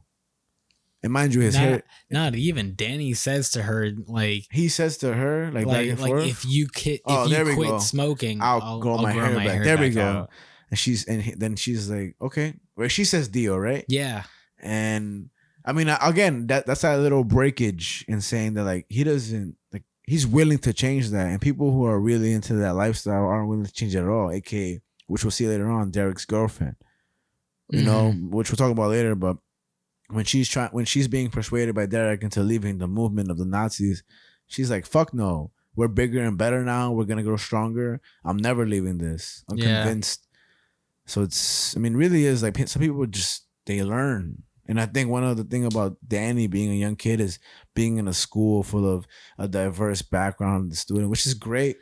And to be around. I noticed too, even with the movie in general, the movie is very inclusive in terms of its cast. Yeah. Because there's a lot of black people in the movie, but there's also a lot of Asian people in the movie too. Yeah, hell yeah. I mean, there's also those Mexicans that get brutalized, but everybody's in the movie, you know what I'm saying? There's a lot of inclusion in it, which is very important for a movie like this. Imagine if everyone was just white in this movie. That wouldn't make any sense. Hence blackface, which is a terrible thing. I'm just gonna throw up some blackface right here in the video. And if you're a Spotify listener, go to our Instagram page, Earth Mind Matter Pod. Yes, sir. Let me throw up some blackface for you so you can see how terrible this country is. Robert Downey Jr. on the end is a genius and hilarious. Straight up. And It's Always Sunny in Philadelphia. I'll go back to my matter. If you listen to Joe Rogan and you're upset, go watch It's Always Sunny in Philadelphia and shut the fuck up. I'm just saying. That's not the best comparison, but I'm always going to refer to it. So now we get to the crazy scene that actually, again, you know, for people that are listening that are, we have our friend Jonathan here watching. Say what's up, Jonathan. We're really out here. And right before we started the whole thing, I was getting my shit together, and I showed him the scene that I was talking about in the beginning, which is the curb stomping scene, which is a disgusting tactic that white people will use on black people, or who knows, for anybody to use against anybody, but just portrayed in this movie, where in the beginning scene they show three black men robbing Derek's home because they never named these men. Yeah. And he shoots two of them. One of them die off the spot, I assume, but the other one lives forward. Going back to this idea of you saying killing somebody with a gun is much easier. That's why I don't think it is, because this gunshot clearly didn't end this guy's life with a bat. He was suffering. Could have been saved even, Which I'm not trying to throw that in there to be like little jab, but just, it's true, Not everybody can just kill somebody quick off the bat. Even to the South Park episode where the guy tries to kill himself and he shoots himself in the head several times, but every time he shoots himself, he never. I don't know what you're talking about. I'll throw on a supplementary, but there's a person that's trying to kill himself, and he's like, "I'm gonna end it all. I'm gonna end it all now," and he shoots himself in the face, and it goes through, and he's like, I didn't die. So he does it again, but every time he does it, he doesn't succeed in killing himself. It's hilarious. It's a fucking funny ass scene. I'll show you later. Okay. It's really, he does it 8 times. It's super funny, but this is not a funny scene. And we get to the horrendous scene where this guy is not dead yet after being shot by Derek. And so I showed Jonathan before this because this is the scene that always intrigued me but put me off to watching it, because I saw this scene when I was younger, where he gets the guy, he pulls him by the head, he brings him over to the curb, tells him to open his jaw. The guy does it. He presses his jaw open mouthed to the curb, pushes it down a little, and stomps on his head. And I mean, it's just terrible. What did you think about that scene, man? Well, I mean, in general, just like you, we've already kind of talked about this before the episode, that scene alone is one of the reasons why we both kind of put off the episode or the movie. Yeah, I didn't want to watch that shit. I just thought I couldn't tolerate that stuff. It's such an intense thing. Yeah. And even as it happened, again, I watched the movie with my cousin Jordan, and when the scene happened, when the movie opened up, and when that scene happens, they're getting robbed and whatever, and it kind of ends with the sort of slow-mo scene of Derek walking forward towards the camera. Yeah. Jordan thought that was the curb stomp was going to happen in the beginning of the movie. Yeah. So he had to step out of the room. He's like, no, I can't do it. I can't. Did he see it later on? But no, he stepped out when as soon as the scene came back, toward which I would say is kind of the climax of the movie. I think so. But at that point, Jordan stepped out, and I was just kind of looking through my eyes because I was like, oh my God, this is so brutal. It's such a gruesome moment. It is so disgusting. The fact that anyone would ever do this to another human being. And imagine filming. Oh man. Yeah. I was going to say, imagine filming it, but bro, imagine just going through that. And actually, luckily enough, that's funny you mentioned it. When I watched it the first time, taking my notes, and I took in the scene. I just feel, regardless of cinema, like you just gotta take in the worst parts. I mean, I watched this, but I won't watch Texas Chainsaw Massacre. I just hate Texas Chainsaw Massacre. I can't handle body horror Well, personally. I watched Hostel, and that shit fucked me up. I also watched those videos of people getting their heads cut off on YouTube, not YouTube, but like those the videos. Pain Olympics. Oh, I've seen that. I mean, I've heard about that. Like where the guy sits in a glass jar and lets it bust in his asshole, and they cut off their nuts and shit like that. But one thing that one interesting thing is that I was watching the movie a second time with Beatrice, right? Mm-hmm. And just out of pure luck and coincidence, we ordered food, some birria tacos again. Ooh, so fucking good. I had that 50% off.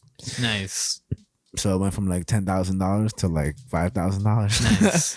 And I go downstairs, I come back up, and the scene was done. And I was like, man, I didn't need to see that shit again. Like I love cinema, and sometimes the most crude scenes are the most important scenes.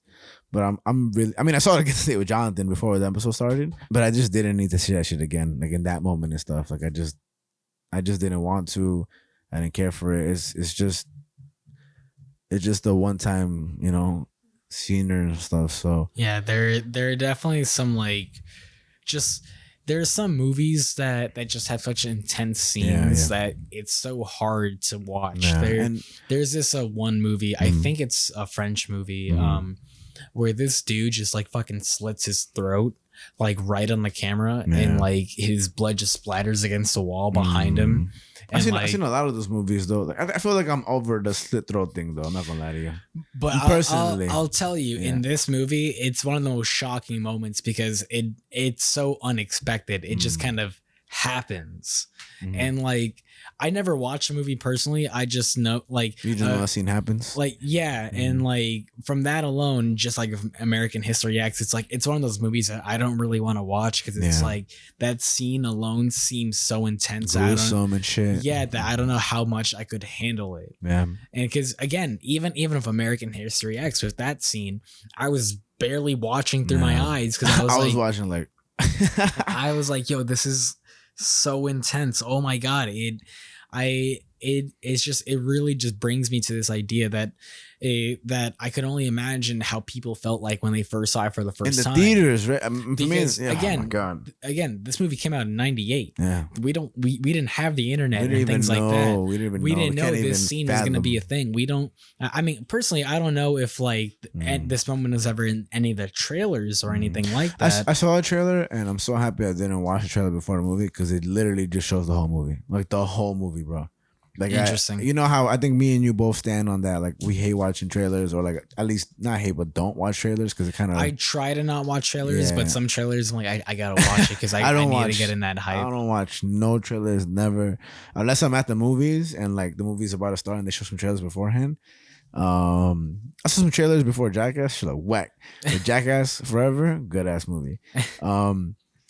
But I mean, for me, I saw the trailer after I watched the movie, and I was like, why would anybody watch a trailer? Like, this is literally the whole movie in one trailer. But I'm assuming, like for me, like there's some things where, listen, I mean, some people do it smartly. I think one of the best trailers ever was Get Out's trailer.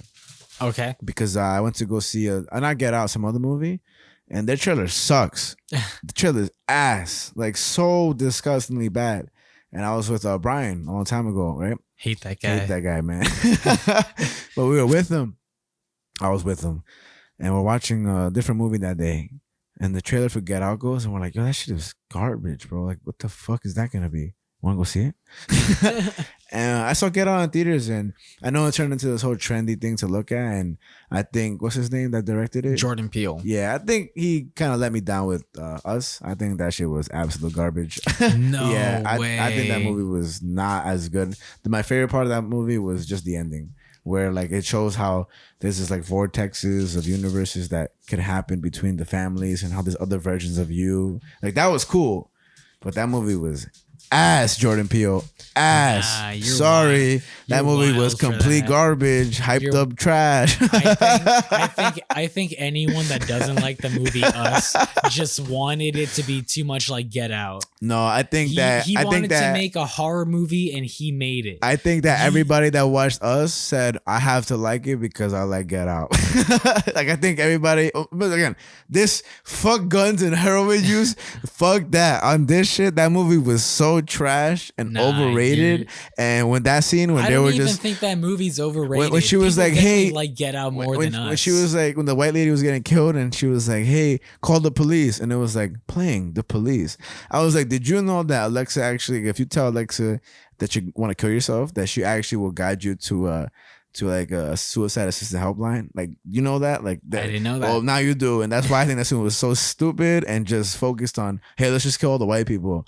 Because that's what makes movies great nowadays. Like, I just thought that movie was didn't trash. see it like that at all. I did. I just pressed that. I just thought my favorite part was the ending. And that's the politicizing of it that I Not at all. I literally kill just, all white people. That's not politicizing. I think literally my first point was the whole police scene, which is famous, and we're like, oh, it's so cool. Which I think it's the same thing as killing the black guy first in old movies. You know, it's just like it's not about that. He wanted to make a horror movie. It just so happened to be that it's about black people. No, I think that it was a bad he's movie. He's even said it himself in a quote. Because I've written a paper about it where he said it himself that not everything's about race. No, it's not. Where he proved it himself. Where he proved it himself in Get Out that everything is about race, but then he proved it in Us where not everything is. But about am I race. incorrect to say that all the white people in the movie died in Us? Yeah, because not only white people died in that movie. Okay, but all the white people did die in the movie, right? Other people died in that movie. But the white people that were in the movie died, right? But there were more than white people. Listen in to that me, movie. though. Listen to me. Like, I'm hearing you hear me though, but answer the question. The people that were white in that movie, right? Right? Okay. They died? Yes. There we go. I'm not saying that black people didn't die in the movie. Look, I'm not trying to say. Sorry, and for Spotify listeners, Javi just got obliterated by a toy. What I'm trying to say is this: when I mentioned what I did, you made it about race because you're trying to say that I'm talking about just the white people in the movie. What I'm trying to say is that it's just an observation I made that was very emphasized in the movie, but that wasn't the whole point. Because my favorite thing of the movie was the story plot told at the end. You feel me? Like the ending was that the girl got switched out with the other girl at the end, you know, because she snuck in through the universal portal or some shit like that, that switched out the daughter that was the mom now, right? Mm-hmm. That's my whole point. But what was shown in a lot of social media and this and that was that scene, which is what? The white lady on this, you know, saying, help, help, call the police.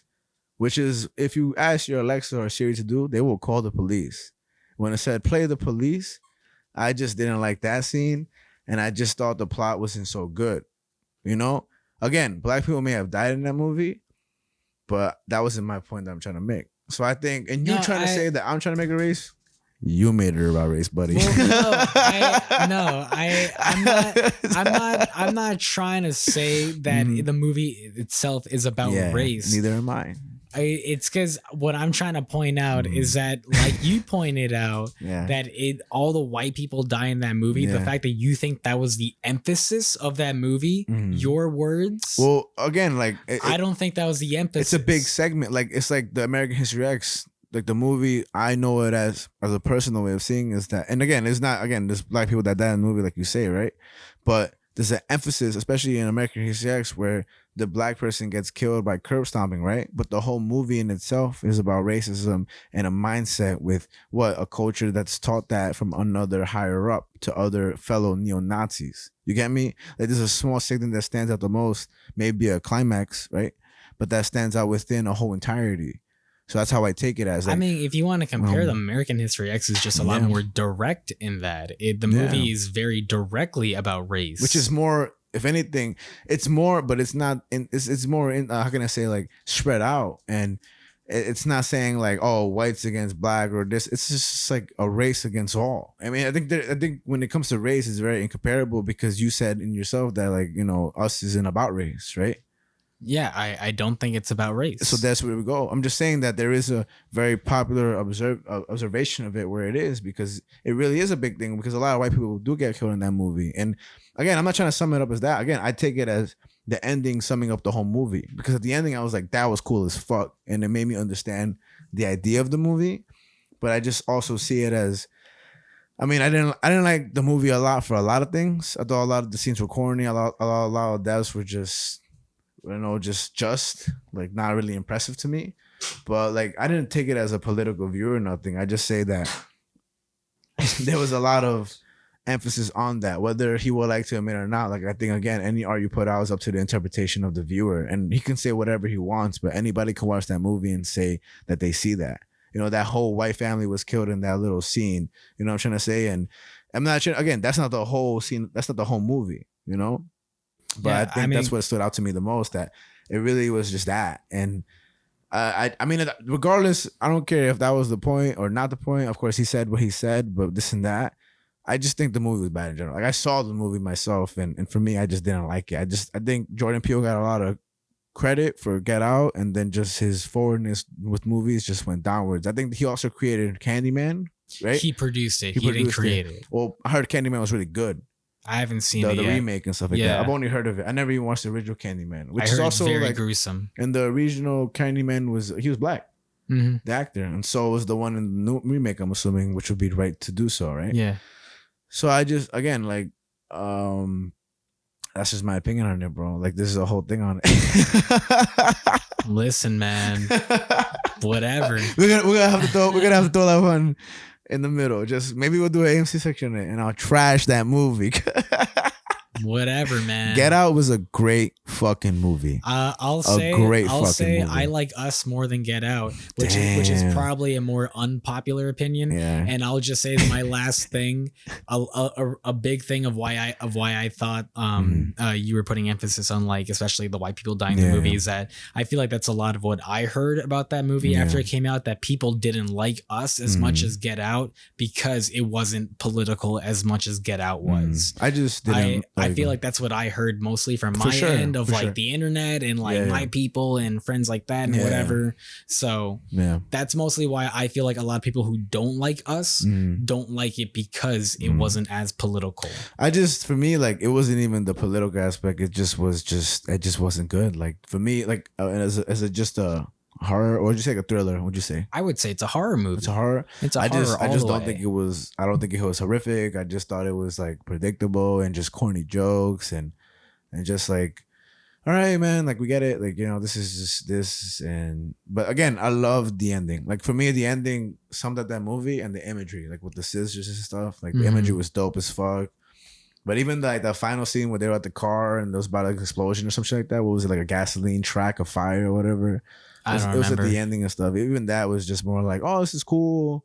It just didn't intrigue me at all. And that scene with the police scene is really one of the biggest, most famous scenes, because it was like a trending video, so constant, And that's why it's such an imprint in my thing. But it was also that. Like, I'm sure I'll watch the movie and I'll see that again. But we are talking about American history. So, hold on, I gotta do this real quick. Anyway. We'll talk about that though. Maybe we'll watch it too, just so I can. Maybe I'll learn. Maybe I'll get a better perspective on it. We'll never know. So in the scene where there's a curb stomping, right? Yeah. One of the most important aspects that I thought was really crucial is that the guy that was stealing the truck of Derek yells at the window or at him while he was grabbing him after he shot him. He says, "My dad gave you that truck." Which is crazy, like, again, not even an inch or nothing does not justify his actions towards the guy in terms of curb stopping him, whatever. But it also, like, emphasizes Derek's mindset for when his father died trying to save the other people in the fire. And now his father gave that guy a truck, and Derek knew that the whole time, and now he's trying to take it back from Derek. Again, not justifying what he did, but it just stirred up this anger in Derek much, much more. I imagine so. like make him fight against that reality or that hypocrisy that he's and feeling. again, to speak to the scene later on of with his actual father at the dinner scene, it's just Derek clearly respected his father and looked up to him a lot. And he says it even to the boyfriend of like, and to his mom of like, how could you do this to dad? You're disrespecting him and things like that. Just like Danny to Derek, you know, like Danny to Derek, he says, I mean, not even that, just like how Danny is just a sponge to Derek, and Derek is a sponge to his father. And I think all siblings to another younger one is a big influence. And that's why I think nature versus nurture comes a lot into this movie, because Derek questions it himself later when he's in prison of why is Danny his responsibility. And a lot of it is just, it's because you're family. Like that's all it is. What else you got in this world? Like you're literally born with it off the bat and stuff. So it's very, very just interesting. And then we get back to we go back to the scene where it's the party happening, right? Like the party where Cameron, the leader of this whole skinhead group, is hosting to celebrate Derek's, comeuppance from prison again. Like not coming back out of prison and stuff. And there's a lot of imagery there, which is the huge Hitler posters. There's a kid on somebody's shoulders hailing Hitler. There's a guy with a literal Nazi like Hitler stash. It's gross. And it actually reminded me when they were singing the racist songs, like in the Nazi songs, it reminded me of Green Room. Okay. You remember that scene where it was a Nazi like rock party, and the one band was like, fuck that, we're gonna sing like anti-Nazi parties, and that's why their bitch asses got killed. I'm not trying to justify Nazi rock. It's just like, you go into an environment trying to preach, it's like the guy, I don't know if you ever heard of this, who tried to bring a Bible and like try to teach like faith of Jesus to a tribal land that kind of sticks to their own island. No, I haven't heard of this. His dumbass sailed to an island that's like, full of people that say, do not come here, that live their own life, do their own thing. He tried bringing a Bible there. He got murdered, shot by arrows and killed. But he tried to teach this land of people who are living on their own about Jesus. Dumbass, but that's what I mean about Green Room. If you ever watched a great movie, but this band went into a, rock show full of Nazis and said, we're going to preach, and some could look at it as bravery, trying to like go against the status quo and this and that. Just, I'm not trying to knock that down. I'm just trying to say that, be careful, because some places you go will fuck you up because of the irresponsibility of what you're trying to do, so that's why I'm just trying to point out that. What did you think about that scene though? I mean, I'll just say for myself, like, it always makes me feel weird because even if like Green Room of like, I listen to punk rock, and it's like seeing them like, oh man, like people who like my music are also like this. I mean, it's true. And I mean, it goes with a lot of genres though, but particularly rock, and there's a lot of that in rock for sure, because this is expression of screaming and like, and there's a lot of rage in that mindset, which of course all music can express it, but rock happens to do it. And in a lot of movies is shown with rock and Nazi like mindset is shown. And basically Derek goes to the party and he doesn't care about anything except talking to the leader, who's still running shit. And he says, I'm out. Like, he says, I'm not following in this bullshit no more. Like, he calls him out, the leader of the skinhead group. The skinhead group, the leader apparently did time in prison, but Derek finds out that he never did his full sentence. And he got other people. Like, what, 2 months? And he got other people, like kids, to do his years for him. And then the Cameron guy, the leader, he tries to justify it and say, and try to call the principal who tried to help Derek and Danny. He says he's a manipulative, self-righteous Uncle Tom, and says that, well, Danny can't write about Hitler, but when black people write about Martin Luther King or Spanish people write about Cesar Chavez, it's a pat on the head. And I just think his mind is all fucked up, know. But again, like in a technicality, like it's true, because even with the principal, when he was talking to the teacher who was complaining about the Mein Kampf report, he was saying, well, you did tell him to write about a civil rights leader that was talking about his people and the movement, which is not wrong to say about Hitler. It just doesn't match up with other people that were trying to push better things for their people rather than a superiority and dominance for their one person. And so, but when Derek leaves prison, he says, this is dumb, and he doesn't want to do anything of that.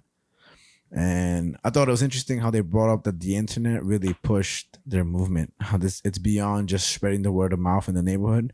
now the internet is getting people from Seattle and California and all that stuff, and just moving it forward. That it's bigger than just the area they're living in. It's more places. I know they're in California, but you know what I'm trying to say. Yeah. Yeah, and they get into a big altercation. Derek punches the leader, and they run. He out. like knocks him out. Yeah, he basically kicks him in the face, knocks him out. And now we get to the prison scene with Derek, which is crazy. And what you want to sum that up? I mean, we kind of figure out, well, because what ends up happening at the party or whatever, they find out that Cameron gets knocked out and Derek has to sort of run out. Yeah. And Danny catches up to him and he's like, what the fuck happened? Yeah. And Derek explains to him what happened to him in prison and why he's had this change of heart. And what we find out in the time that Derek was in prison, shit was rough. Yeah. And he thought that it would be easy at first. He kind of cruised along for the first year, was just kind of running with the skinheads. He was trying to find people, so he showed off his tattoo real quick, and it's like hopefully other people like him would join him. He had a black coworker in his job that he was given in the prison who at first the black coworker was trying to convince him, talk to him, and he was very silent. quiet. Yeah. And then after a while, like he caved because the black coworker made him laugh. But they don't name him, of course. That's why we name him that. You know, they don't name him at all either. And after they become friends, they start talking basketball and the NBA and all that stuff. And one of the interesting scenes is when it was cute.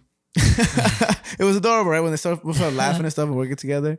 But when Derek gets comfortable enough to ask him, well, how did you get in jail? And the black coworker says, man, I don't want to say it's embarrassing. And I love the part where Derek says, well, what the fuck you mean embarrassing? None of us here got away with anything because they're in prison. I thought that was really funny. And he says, the reason I'm in here is because I went to go steal a TV next to a donut shop. And he's like, what do you mean? You got 6 years. How did you get 6 years for stealing a TV? And he says, well, the black coworker says, I took the TV. And when I got out the shop, the policeman grabbed my arm. And I dropped the TV on his foot. The policeman said that I threw it at him. I got 6 years for assault. And Derek says, come on, man, admit it. You chucked it at him, didn't you? And he looks him straight in the face, the black coworker Derek. He says, I didn't chuck it at him. He grabbed my arm. And he was like, he just stayed quiet. And again, it goes back to the conversation that the injustices that are within the legal system that, put black people in these conditions are terrible. Yeah. It's all up to the cops. It's in that moment that Derek witnesses it for himself for the first time, where he's like, How wow. unfair. Yeah. Like, wow, like this actually does happen. Yeah. Because for such a long time, he really thought that, like, just like with this coworker of his, he really thought that he threw the TV, and he was ready to accept that as the truth. And that's what he kind of wanted it to be, because like, there's no way that happened to you.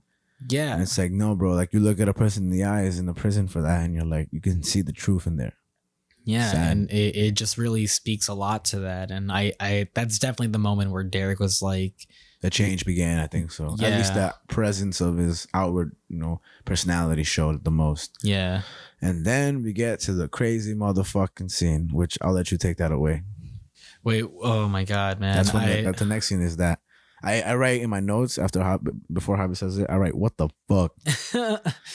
Yeah, I mean, pretty much Derek says fuck all to the skinheads and stuff like that, and he decides that he's not going to sit with them. Yeah. And the skinheads do not like that. So the next time that Derek is taking a shower, everyone leaves the shower, and all the skinheads come in, and they fucking pin him up against the wall, and The main leader of the Nazi group fucking rapes him.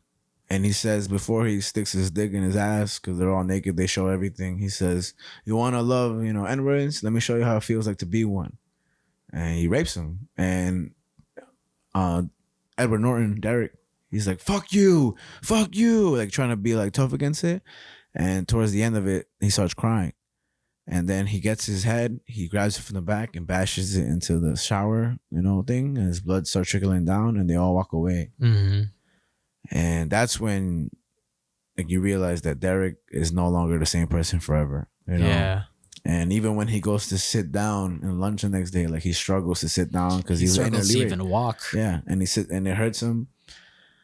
And so now we get to the point where he's in the doctor getting stitches by a doctor, not only in his head, but I'm assuming in his rectum and stuff like that. Mm-hmm. And the principal, Sweeney, visits him because that was one of his students in the past, which, you know, we'll get more into later. And when Sweeney comes, at first, you know, Derek's a little more defensive, laying down on his stomach, you know. And then he starts to cry, you know. Ultimately, he just starts crying. And he's and one of my this is one of my favorite scenes in the movie where basically fucking Derek is laying down. The shot is to his right. He has a white power tattoo on his right arm and a black man's hand on his left.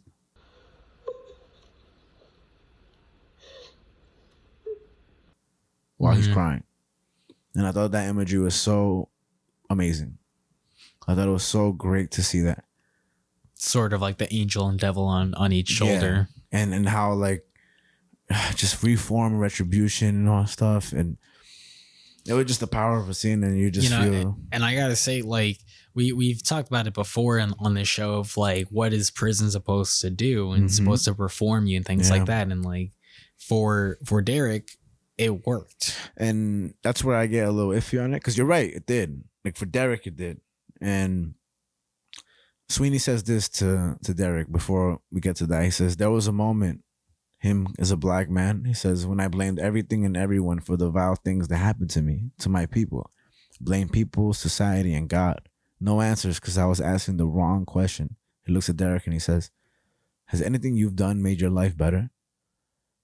And I write Principal Sweeney the GOAT. And then he says, you gotta help me. Just help me. Get me out of here. I'm up in 4 months for review. Put in a word. I don't want to fuck up my family anymore. Before that, his mom visits him in the prison. And long story short, at the end of it, after an argument during her visit, she yells, you think you're the only one doing time in here? Yeah, and that I thought that was really such a reflect. powerful line. Bro, it gives me chills now thinking of it, because I think of everybody in prison whose mom is worrying about them, or father or guardian or sister or brother or son, daughter. And how unfair it is to, you know, people who have to deal with other people's, you know, insincereness and disregard for the people back home that I love them. You know, like despite how he was acting, all his family was caring about him, hoping that, you know, we can just be a normal family. And when he does time, they do time. And yeah, I agree. It was a incredibly powerful scene. And I say in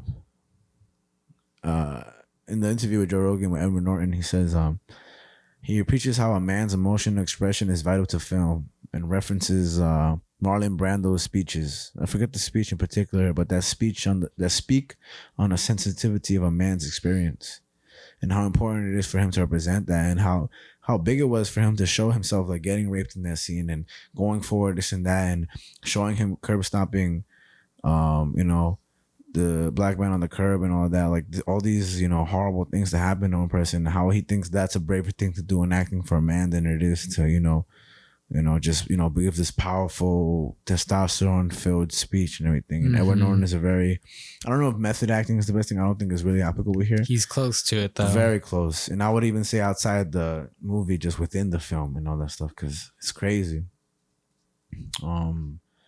So yeah, so now, and I'll just read right now. To live life always in fear. This is when I think he gets out of prison. Okay. To live life always in fear. I'm not saying it's like a Holocaust scare, like we discussed in the last episode, where it's a constant like jump scare every single second of your life, but a fear that comes because of what you've put out into the world, and maybe not expecting karma, but just the same hate back that you served other innocent human beings. But there are still thoughts of reform and retribution.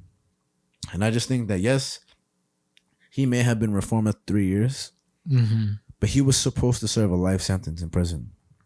Yeah. And how unfair is it that he gets to change because of what happened to him in prison after a sentence that he got that was literally way shorter than what he should have, compared to any other black person in the jail system who never gets that chance. And we're supposed to feel sorry for him because we're not, not supposed to. Take it as you will, because I don't think that's the intention of the director. But like how this guy gets a second chance. Like when he got out of prison, I had mixed feelings. I was like, fuck this guy.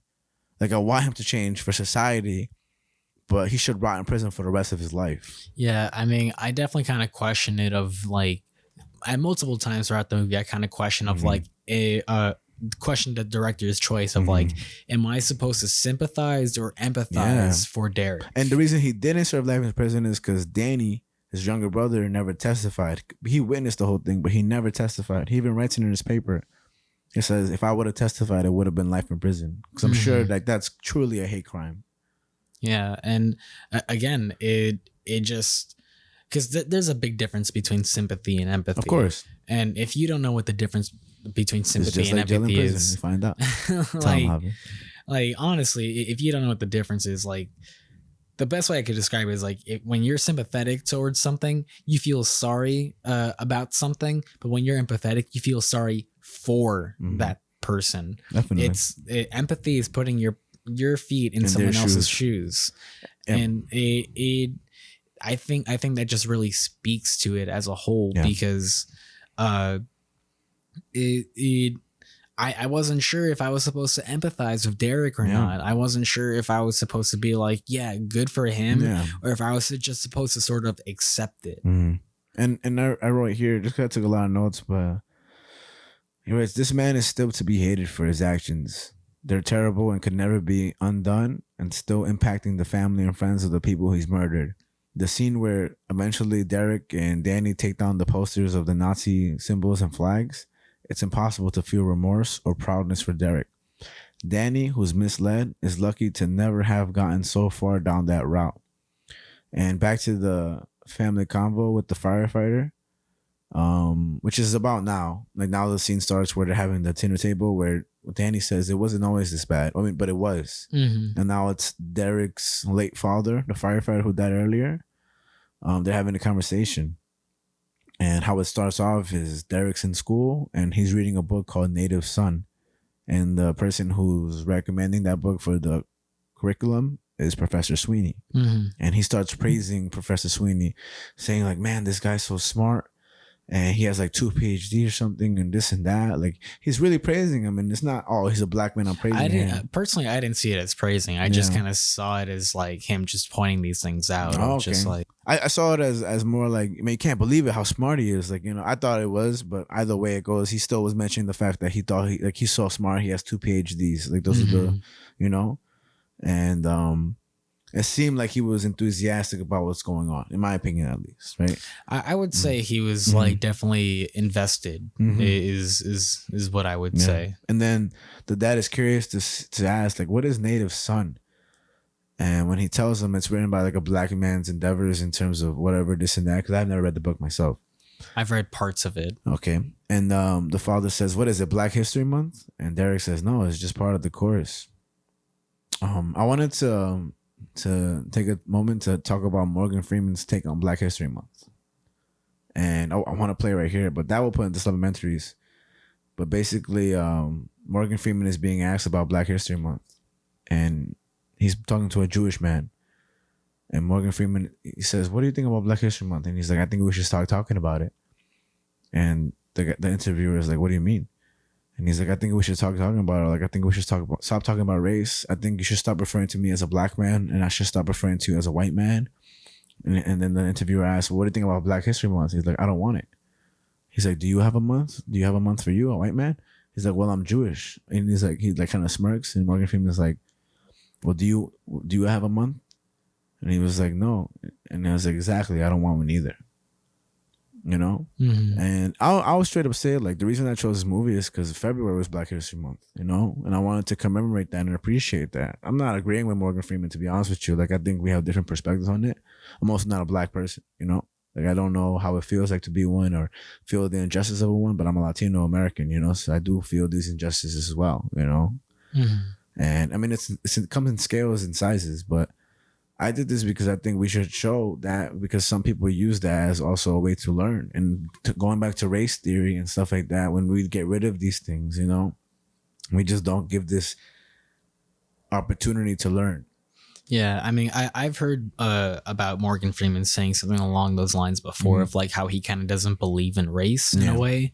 And like, I've always felt iffy about that because it's like, it would be great if we could just all do that, but It'll be a utopia. Yeah, but I just don't think that's realistic at the end of the day. I mean, I think it's not realistic in terms of like the precedent set by American history, but I think in long run advancement, it could be. I think we could walk. Yeah. I mean, it's just not out the realm of possibilities, but we're just so backtracked and ill-ridden mindset wise that it just seems like it can, in my opinion. I mean, I guess I'm not as optimistic. Yeah, I mean, it really just depends. You know, it's just, you know, I don't know. I mean, that just comes down to the future of our country and stuff like that. And I'm optimistic because I think change is doable. We just got to be willing to, you know, and it goes down to our future and our current people and our older people as the interaction. You know, I don't think hate is necessary. I just think it's an option to follow down the route that's taught to you, aka their father to Derek, aka Derek to Danny. And you know, this movie doesn't make me feel very much optimistic either. Of course, because as we get near towards the end of the movie, just the end of the movie had my jaw hit the fucking ground. Me too. And before that, we just real quick, like when talking about the book, the father mentions affirmative action, referring to affirmative action, talking about the book, and he's saying, he says, "Why are we trying to make everything equal? Why are we trying to turn in great books for black books? You know." And he says, even my job as a firefighter, 2 black guys took the jobs of 2 white guys, and the 2 white guys did better on the test. But just because the other 2 guys were black, they took the jobs of hardworking Americans again. You know, like hardworking good people. And he says to suspect this type of action and question it. And I think I wrote myself a note. How many racists work our jobs today? Yeah. You know, and it's true. Affirmative action, I don't even want to get into it. I don't necessarily love the idea of it either. Like, my whole thought on it is just, instead of having a law to include me, I would rather have a system that allows opportunity for everyone, although easier said than done. Yeah. It's just my opinion on it. And I'll get to the ending right now. I just wanted to throw it in just because, man, the ending had my jaw. But basically, when he was done talking, and ultimately at the end of the conversation, the dad says he doesn't agree with Sweeney's teaching bullshit, and he says that he calls it, there's a close up on his face, you know, N-word bullshit, which ultimately shows what Danny's saying, that it was always something in the household. It didn't just start with Derek. Yeah. And it didn't start with the death of their father. Exactly. It was while his father was living. And now we get to the point where, you know, Derek is dropping off Danny to school. It seems like everything's okay. Danny writes his paper. Not even, man, because it's like even before that, you're seeing clips of like the people driving by, which seems like their place. But that's what I mean, though. Like with Derek, like you're in fear for Derek's life the whole time. Yeah, like he's gonna get his revenge. It's such a mind fuck. Even when they reach I pointed this out when they reached the coffee shop, which has a super original name. It's called Coffee Shop Restaurant. And, but even in that moment, fucking Derek's a car that drives by, right? Derek's like, go inside, I'm gonna get a paper. As soon as he said that, I was like, he's gonna get shot. That's every moment you think he's gonna shot. And right before those moments of those like drive-by almosts, there's a scene in the shower where obviously the shower scene is where he gets raped in prison, and like the director is a great close-up of the water coming out the spout. But if you notice when he's home and he's taking a shower, there's a close-up on the shower scene. And he's home, he's free, he's out, he's changed. And where else do we see water representing that when it's put up on a person? Baptisms. Okay. New chances, new beginnings. You can get baptized when you know. And I saw that as that. Like a new beginning for Derek.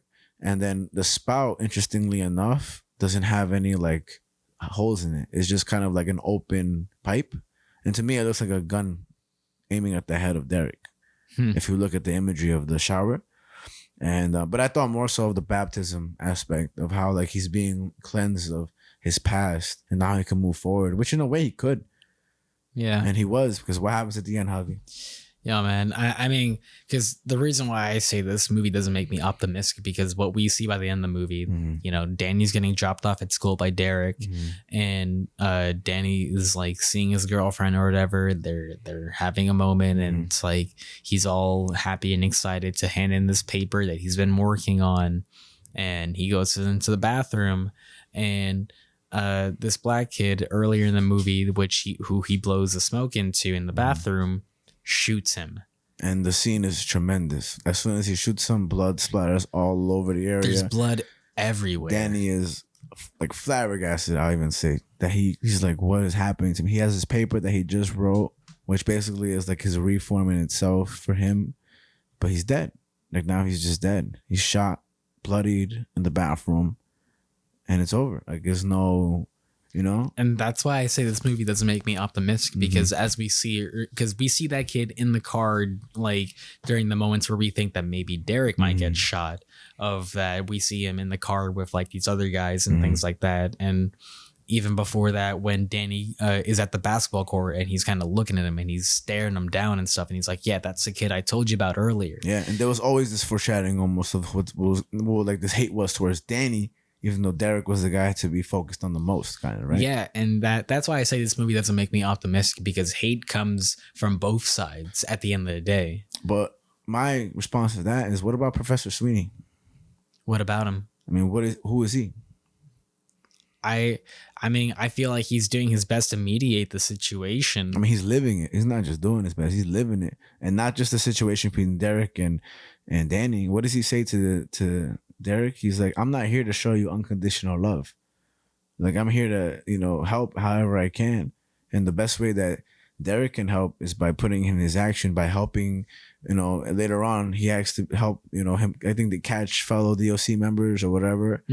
But I think that's why it gives me hope, because fuck Derek and Danny altogether, you know? Like, I think Professor Sweeney is the ultimate example of who's always been trying to do right from the beginning, who grew up as a black child, who, even though he's a black man, he grew up being a black child and living through this disgustingness that he's had to endure. He's still fighting for the hope of not only fellow black men, women, and children, but also those obscured by this rage that is nonsensical, that's built on generational, you know, education, not true ones.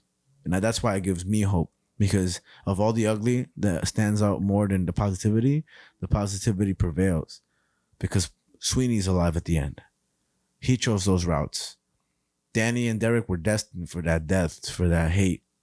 Danny may not live forever, but now Derek technically got his retribution. He got his reform. Danny's just not going to be in it for his actions. I don't know, man. At the end of the day, for me, I'm still just kind of like, it's good for Sweeney that he was like, for the choices that he's made, he lived the life that he lived. But for that black kid that shot Danny, it's a cycle again. The same cycle, same thing as Derek to Danny. It's the same thing for the black child, basically, in the high school. To I mean, when I saw him in the car, aiming like the finger, like as to point at a gun, and they were like kind of being like, we're gonna kill this kid.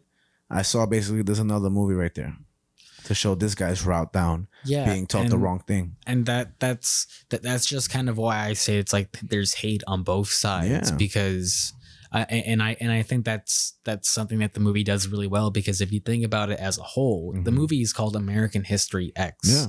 It really focuses on what the injustice of this country, for sure.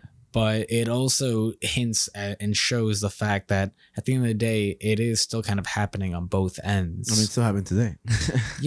For sure.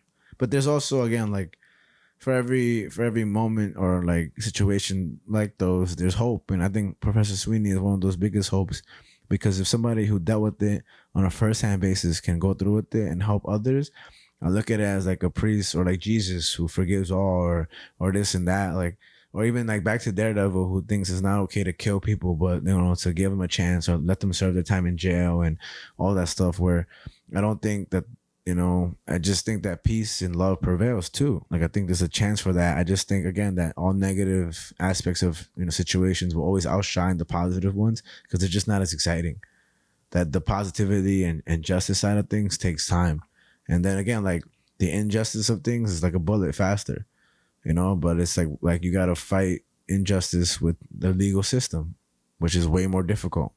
And again, I'm not trying to say that it gives me hope. This movie just kind of teaches me that every day is full of decisions you have to make, and how like implicit bias is terrible because you're doing one person's actions and applying it to another, when it's really should be everybody's actions every single day, every single time, every single moment, you know?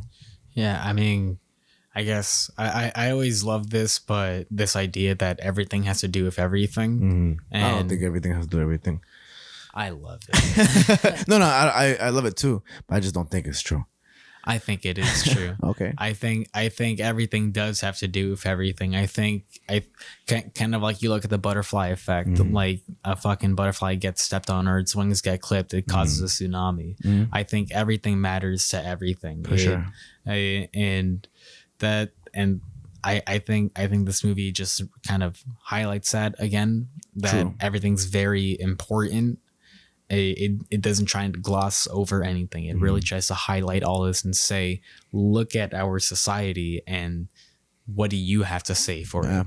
And I think, yeah, you're right. At the end, it could be the audience. That this movie really just, I mean, what a fucking movie. What a movie, man. Man, like, Jesus Christ. Like, it's a long movie to talk about, and I wonder how lengthy it'll be, like, to look forward overall in the discussion. But I think it's an incredible movie to speak about. It teaches you a lot of things, a lot of perspective, and just, you know, just it's a roller coaster, like you said. Yeah, bro. And yeah, so I ultimately, in conclusion, just like how Danny said. So here's my conclusion. I mean, just check out this movie if you can, because it's a bunch of valuable lessons within it, and I think me and you both can agree that maybe not agree. I hope you do, but everybody should watch this movie. I would say so. You know, it should be showed in school. Yeah. But hold on one second. Oh, and actually, the whole movie is free on YouTube.